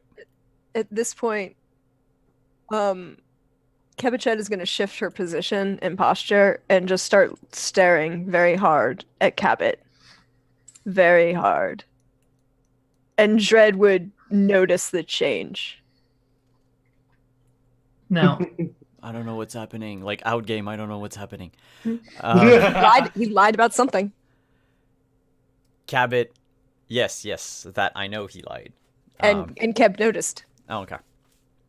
Yeah. And so she's just shifting her position to let Dread know that he lied. Oh, because of things. All right. Because of things. Cabot says, look, you've seen this planet. You've seen the type of low dredges I have to live with. I mean, even if I could send out a message to the firm, cut me some slack here. Oh, don't you dare yawn at me. I am the authority, Honori 6. I own this rock and I own all of its adamantine. You're cute. You know what? He doesn't want to listen. Let's make him listen. Now, God, do you really want to come deal with the hellfire that's going to come down on this mare if, you get involved with anything? I'm just looming over this guard as well with that disgusting smile. With my palps just... Make an intimidation check. With advantage. Oh, not Zendak, but Zred. Specifically for the guard. Dang it. Yeah, that was a good one. Still, an 18. I mean, yeah, the guard was... threat. He was about to unholster his pistol, and he just re-advises, and he's like, I think my mom's calling. And he leaves the room and bumps into Doxy. Yeah, I was gonna say, like, at this point, it's like, yeah, I may have broken the elevator. Oh, no, you don't get it. We have to leave. I don't know who you are, but there's giant, there's a Scathar. They're gonna eat Cabot. They're gonna eat Cabot, man. And he just runs down the corridor. Damn it. Cabot, I think you need to test the loyalty of your guards before hiring them. Doxy, lock the door. Doxy's like, Loxy literally just kind of like starts tinkering. Like, you see her tail turn into something, and it's like, yeah, I'll just let Loxy deal with that. Cabot goes, hey, this is, So what was that about your authority? I am the authority here, I'll let you know. If you kill me, there will be repercussions. I'm sure they'll mourn your loss. Now, once again, I'm going to give you an opportunity to honor the deal.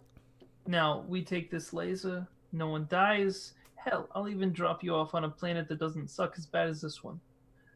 But if you're going to argue, if you're going to make a fuss, If you continue to lie to my employer at the moment... I didn't. I'd also like to use my telepathy just to with Cabot, and it's just this low laughter that he hears in his head, and it's just this this devious low laughter that seems to come kind of out of nowhere. I don't know. I see you're starting to realize your actual position here and how much authority you actually have in this room right now. Sir, his heart rate has skyrocketed. I'm not sure if he can take much more. Oh, he can. I can ensure that he does. Actually, here's the thing. No, he does not. What? So when I made Cabot, I might have been watching a lot of F is for Family. So those that know F is for Family, the boss in the airport. Mm-hmm. It is kind of who I took inspiration for Cabot. So his heart is giving out. He's going into cardiac arrest. I mean, he can continue to do so. Do you want me to deal with this? I can. It's Bring him back. What? If he gets along with us, it'll be easier for everyone. And she waits just until you spare the dying. Just like a moment before he hits the floor and just. The void gives and the void takes. Barbarian No. murderers. No, dear. Well, I don't know. Dread, are we murderers? I didn't do anything. Did you? No. I mean, I stopped the men from dying. Yeah. That makes us the opposite of murderers, doesn't it? I'd say we're heroes in this case. I'd say that, as heroes as such, the mayor would certainly be grateful and cooperate. I mean, I should give the gentleman a full medical workover. He appears to have some sort of apoplexy. I'll let everyone know how dirty the firm is. you Good know nature what? bank my ass. You're just. Hey, it doesn't matter what people know. It matters what you can prove in the court. And you can't prove shit. Oh, my adamantine is gonna. You'll see. I'll pay for the best lawyers. The best. The best lawyers are the firm, so you're going to pay them against them. I'm very entertained. I want to watch this. I'm tempted. I'm tempted. I haven't had a chance to go to trial in a bit, but you know what? Do you really want to keep? You keep pushing us. You keep pushing us, and it's like you want to be hurt. I mean, Zendak, you don't need to mention the man's proclivities in front of us. I'm sorry. I just call it like it's. All right, take the goddamn laser. Do you want off the planet?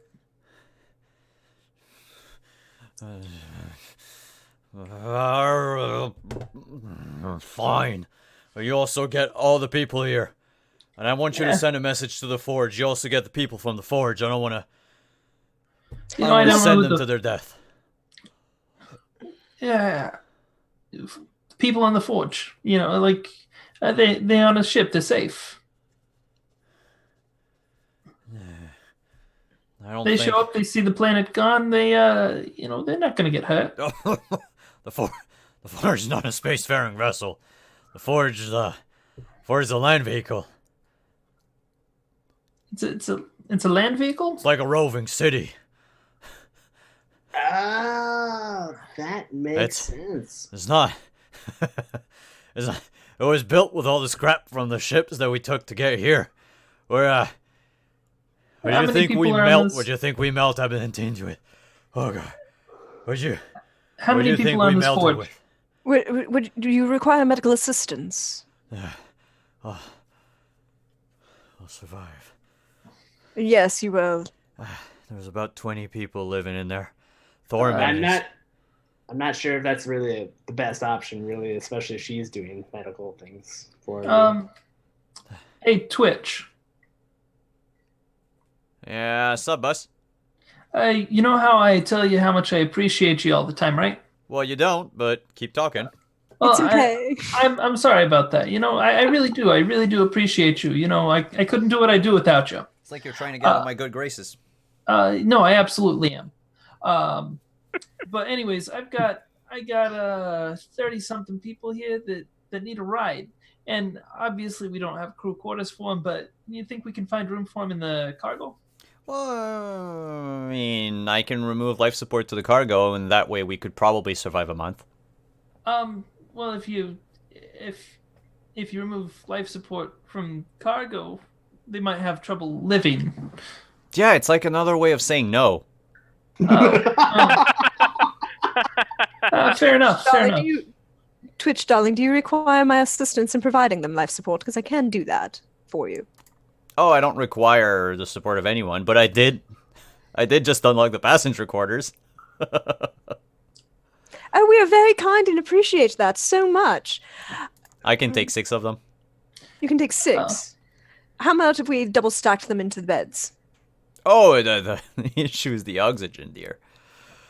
I mean, I'm sure we can come to some arrangement about that.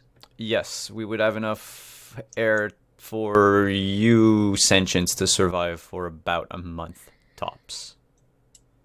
Hey, Lola. In a month. Yeah, what kind of a pilot are you? I am the best pilot, All right. obviously. You're about to have the death of about 30 people on your hands.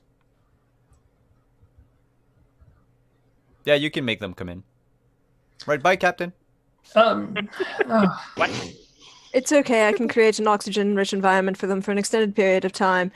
However, I will be very, very exhausted and probably not very happy. The hammer says you're cheating. You know, It's not cheating if I do it correctly. Also, I'm worried about your superstructure. You notice that you started flanking. Who, me? Yes, of course. I'm talking to a hammer that's talking to me. You're flaking all over the Yeah, place. I know. That's just weird, aren't you? You're talking to a tool. It's quite fascinating. I've been recording. Sometimes it gets in the best. Sometimes I enjoy it. Sometimes I just use the tool and throw it against a wall. Days That's are very days. disrespectful of tools. That entire last sentence was just said to an actual hammer. Oh, well, okay. It just fell lifeless to the ground. Fuck. Zred, I think your Well, lifeless. It became a mock again. Zred, I think your friend has returned to its natural state. I know better than to pick it up. all right. So, But Doxy doesn't. Now I do. I mean, she didn't say it. This was your hammer, after all. Oh, it's all right. I have others. so Kebashet, you can provide oxygen for all these people. Not all of them, but for a brief period of time, yes. It becomes problematic after an extended period of time. I get very tired and cranky. How long are we talking? How long can you keep it up? If I do it constantly, Yeah. I believe if I do it constantly, the ritual, I could do it for about 6 to 7 hours. That's that could be a problem. Where's Yes, the but- nearest planet? Where's the nearest?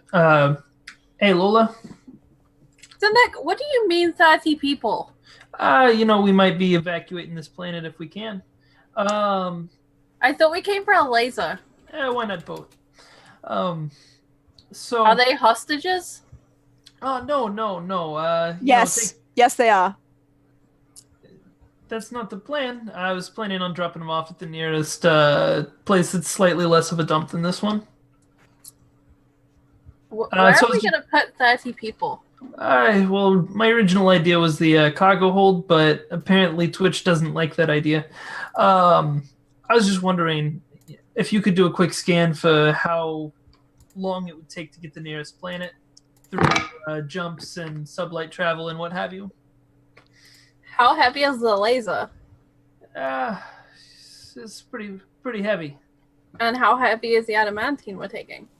I think we might have to pass on that. Um, And whatever Doxy can carry with his hands, with his bare hands. What about that portal thing you were talking about? I mean, that works for an hour, but it would still affect the weight of the ship eventually. Whatever Doxy can carry with his hands. Okay. As you see this scrawny dome kind of look deflated. Lola, very confused, is going to put the numbers in that she knows, estimate the weight of the 30 people, estimate the laser. Maybe we can scan and get a better idea with Twitch how heavy that thing is. And just try and figure out how fast we can get to the closest habitable planet, I think was my instruction. Yep. Or moon. I'll take a moon. Yeah, as long as it's habitable and people can breathe, I'm good. I am willing to boost the engines however I can. So, judging by where you are, you know that the Moss stations here will not allow you to go back because they're exits only at this distance of the center of the galaxy. Right. So you're we gonna can need. do blind jumps. You can do a blind jump if you want. Mm-hmm. And did anyone buy roaches? I didn't specify, but that was one thing I was going to get if I'm allowed. Yeah, sure. I'd say you have one, in a All right. vial. It's your I've your been emergency roach. Yeah, my emergency roach. Because for people at home, eating cockroaches or space cockroaches in dark matter enables you to hallucinate the maps of the galaxy and the leeways and pathways, and it helps you jump from one place to the other. These cockroaches are sentient and probably intelligent. Oh, and fun fact, they give you empathy while you eat them, so you get to feel what they feel while you eat it. Oh, the Oh, that's a terrible idea. Oh, Who man. planned any of this idea? Okay, so hang on. We're stealing a laser, which is going to cause the planet to implode. So now we've got to take everyone off the planet. We're not taking the adamantine, which is a valuable bit for us. We're taking some of the adamantine. Nor to actually house all the people and all the shit that we're bringing up. I'm pretty sure taking the laser will not make the planet implode. Yeah, No. the laser, if anything, is going to be what causes the planet to implode. In essence, Why we're are we doing taking a the favor. people again? This is their only sense of income, and if we take this laser, they Well, they I got can't some buy- great news for you, Zendak. There's a planet available that's habitable, and we don't have to go anywhere. You're talking about this one, huh? I just assumed maybe we get them somewhere where they don't have to worry about their planet imploding. Who's to say that they want to leave? I mean, they may I have chosen this life for a reason. Yeah, but once the laser is gone, there's... Oh, wait a minute. Am I hearing this? Yeah, you know what? We'll figure it out. If we'll let people who want to come along. If we have to put a limit on how many people come along, you know what? I'll let the gracious mayor pick who comes.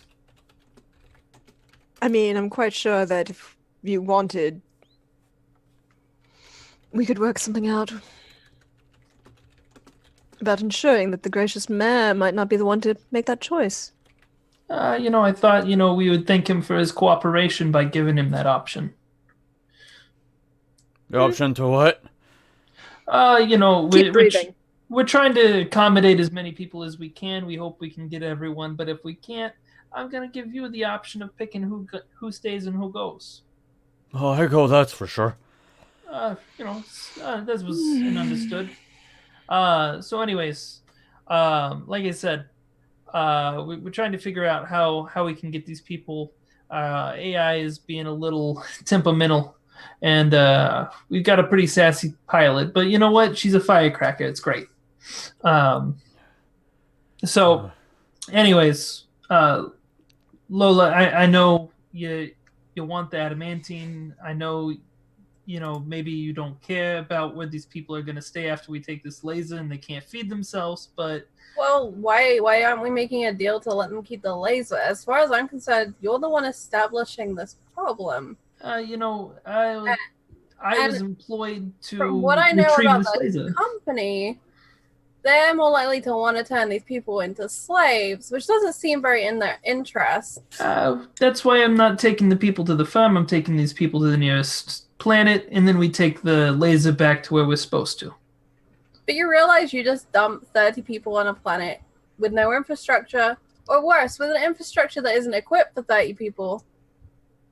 Is that really an improvement on the situation they have here? It might not be a complete improvement, but it's certainly, slight improvement.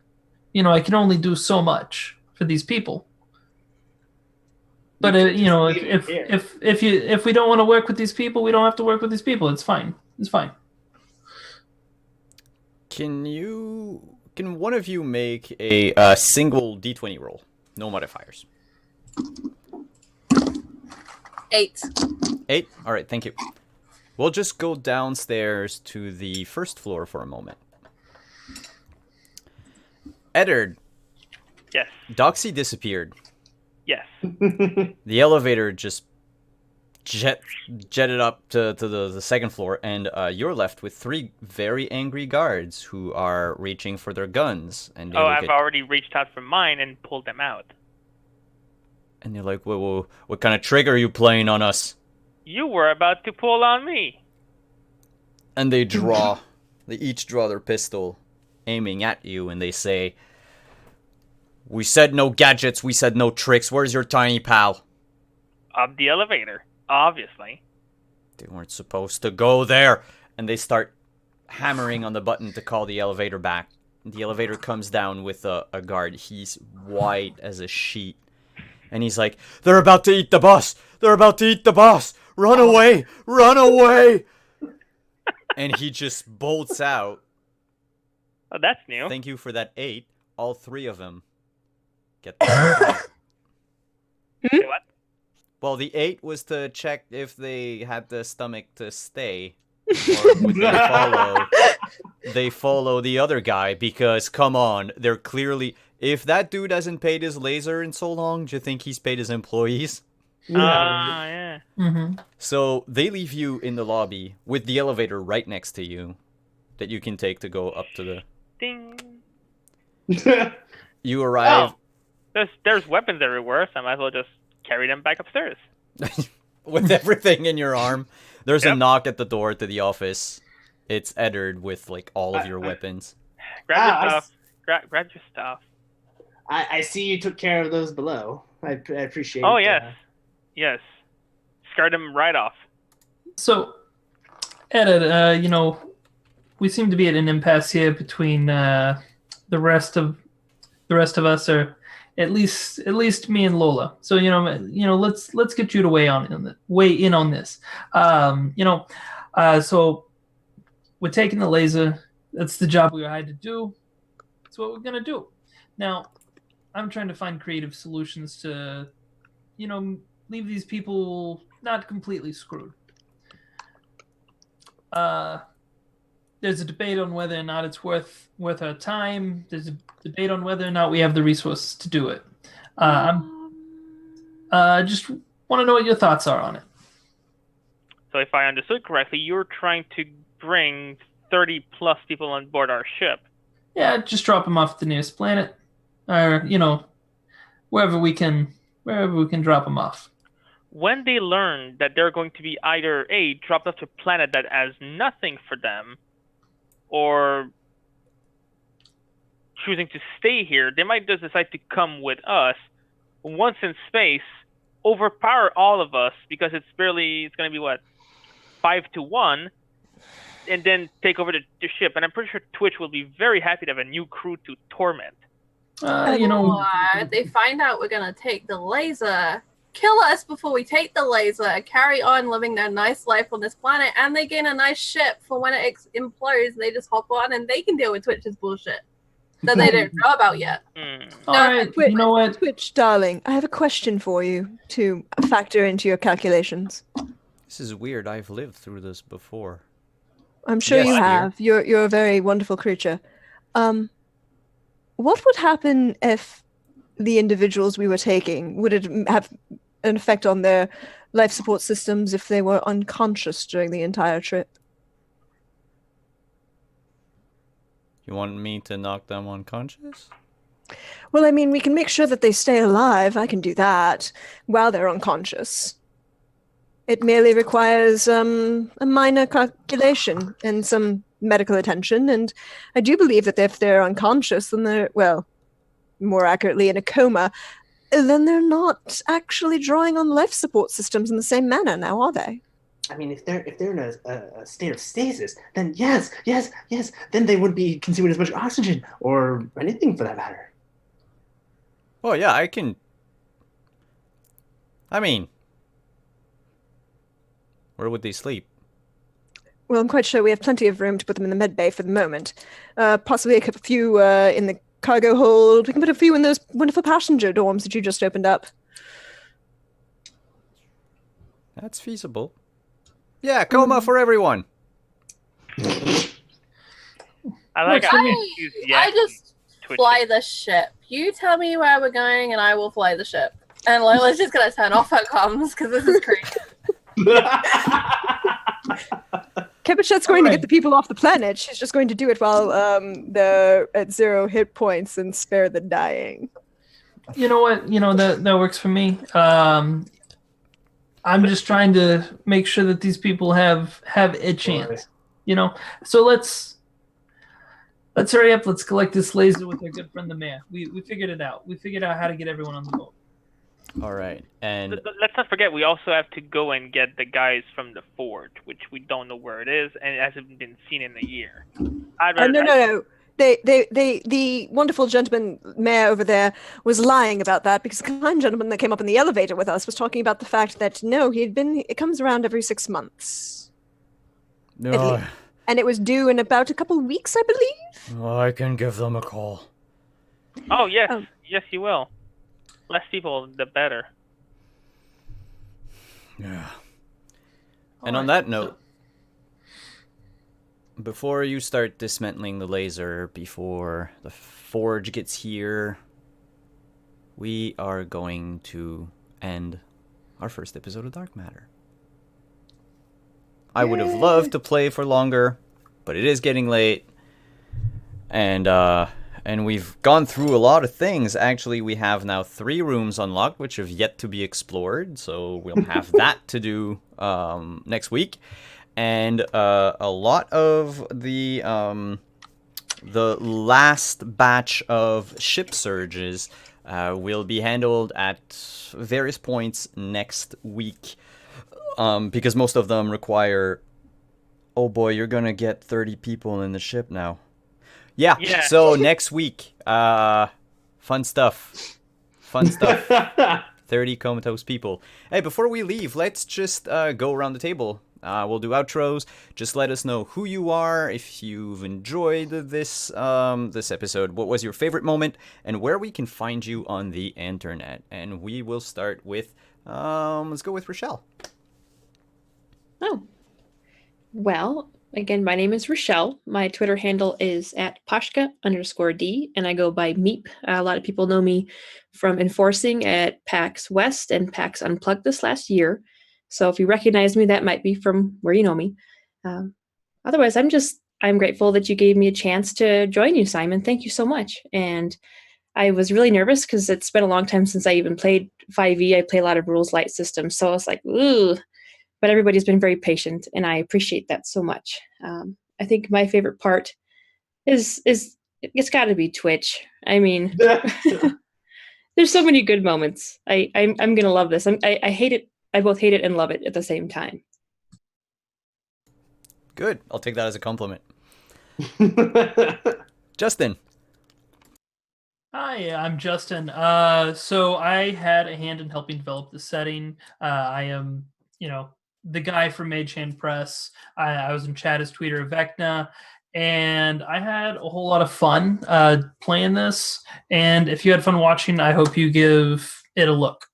Anyways, my favorite part was the interactions where it became apparent that we are criminals. Like we are the bad guy moments. Where, that was a lot of fun. Usually, I play the neutral good, chaotic good characters, so it was fun to play a darker individual. I was muted. Deirdre.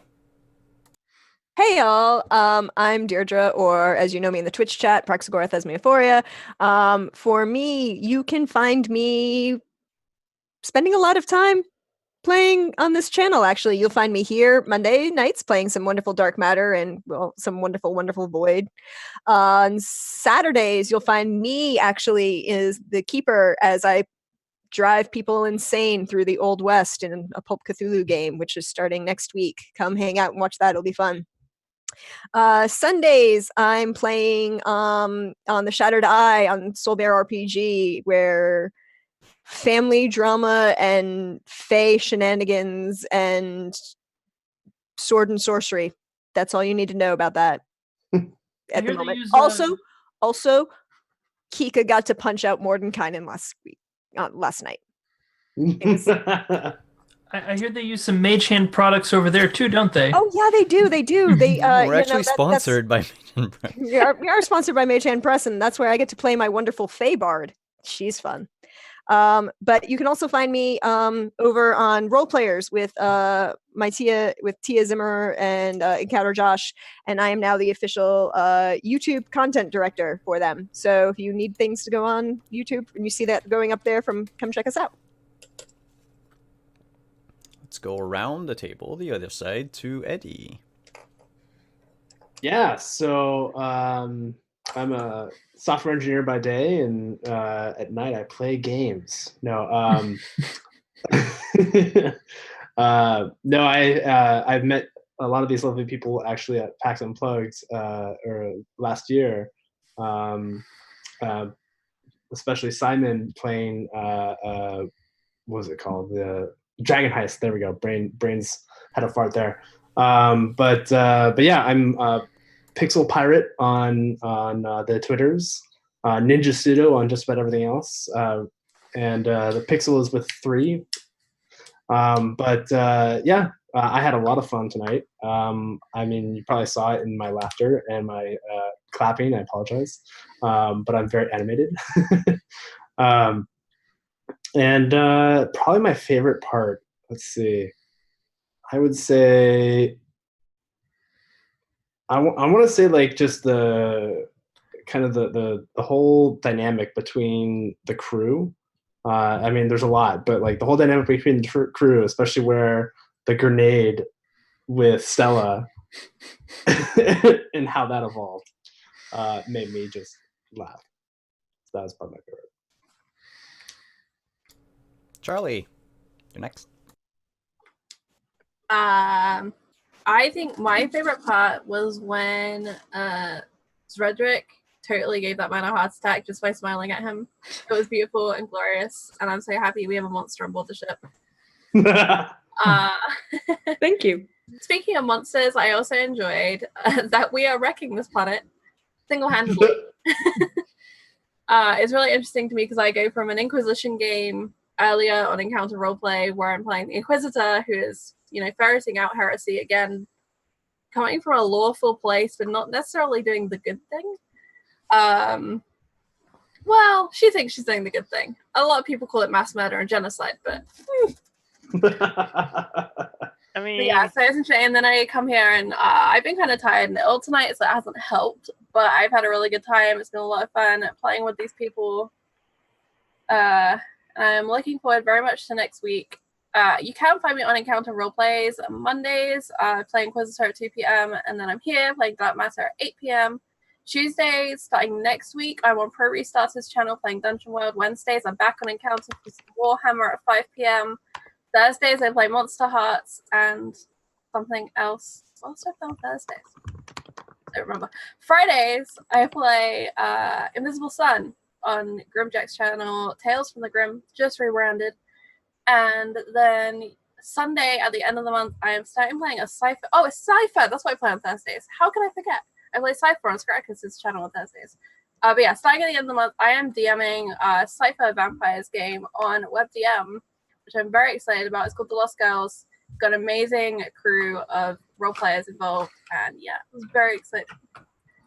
It's all pinned in the tweet, but I'm very excited to be here on Mondays, playing here with the zany crew, doing the bad things, doing the good things, doing the Twitch things. And last but not least, Alex. hello. You would be able to find me on Twitter as well at The Gambit. I have a game on Tuesdays where we do shenanigans in space still, but in the Star Wars universe. I believe it's our final season. Final season, first episode tomorrow at 8.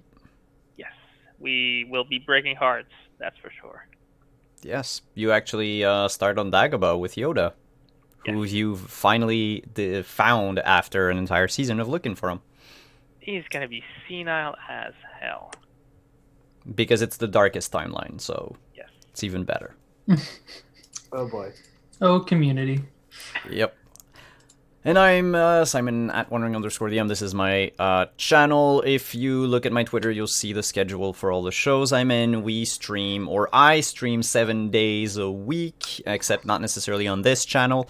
I'm also going to be on Pro Restarter starting next week on Wednesdays for a Witcher game, and then on Unmade Gaming on Thursdays for Warhammer, Blood on the Reich. And on Sundays, yes, with you actually. Yeah. On say Sundays with is, Shatter Die. All I have to say about that game is Fish Pant Ale. Yes, Fish Pant Ale, the best. Also, bathing once per holiday. I mean, I do remember having to change pants at least once during a Warhammer game. Yeah, in this case, the fisherman actually washed them in front of everyone.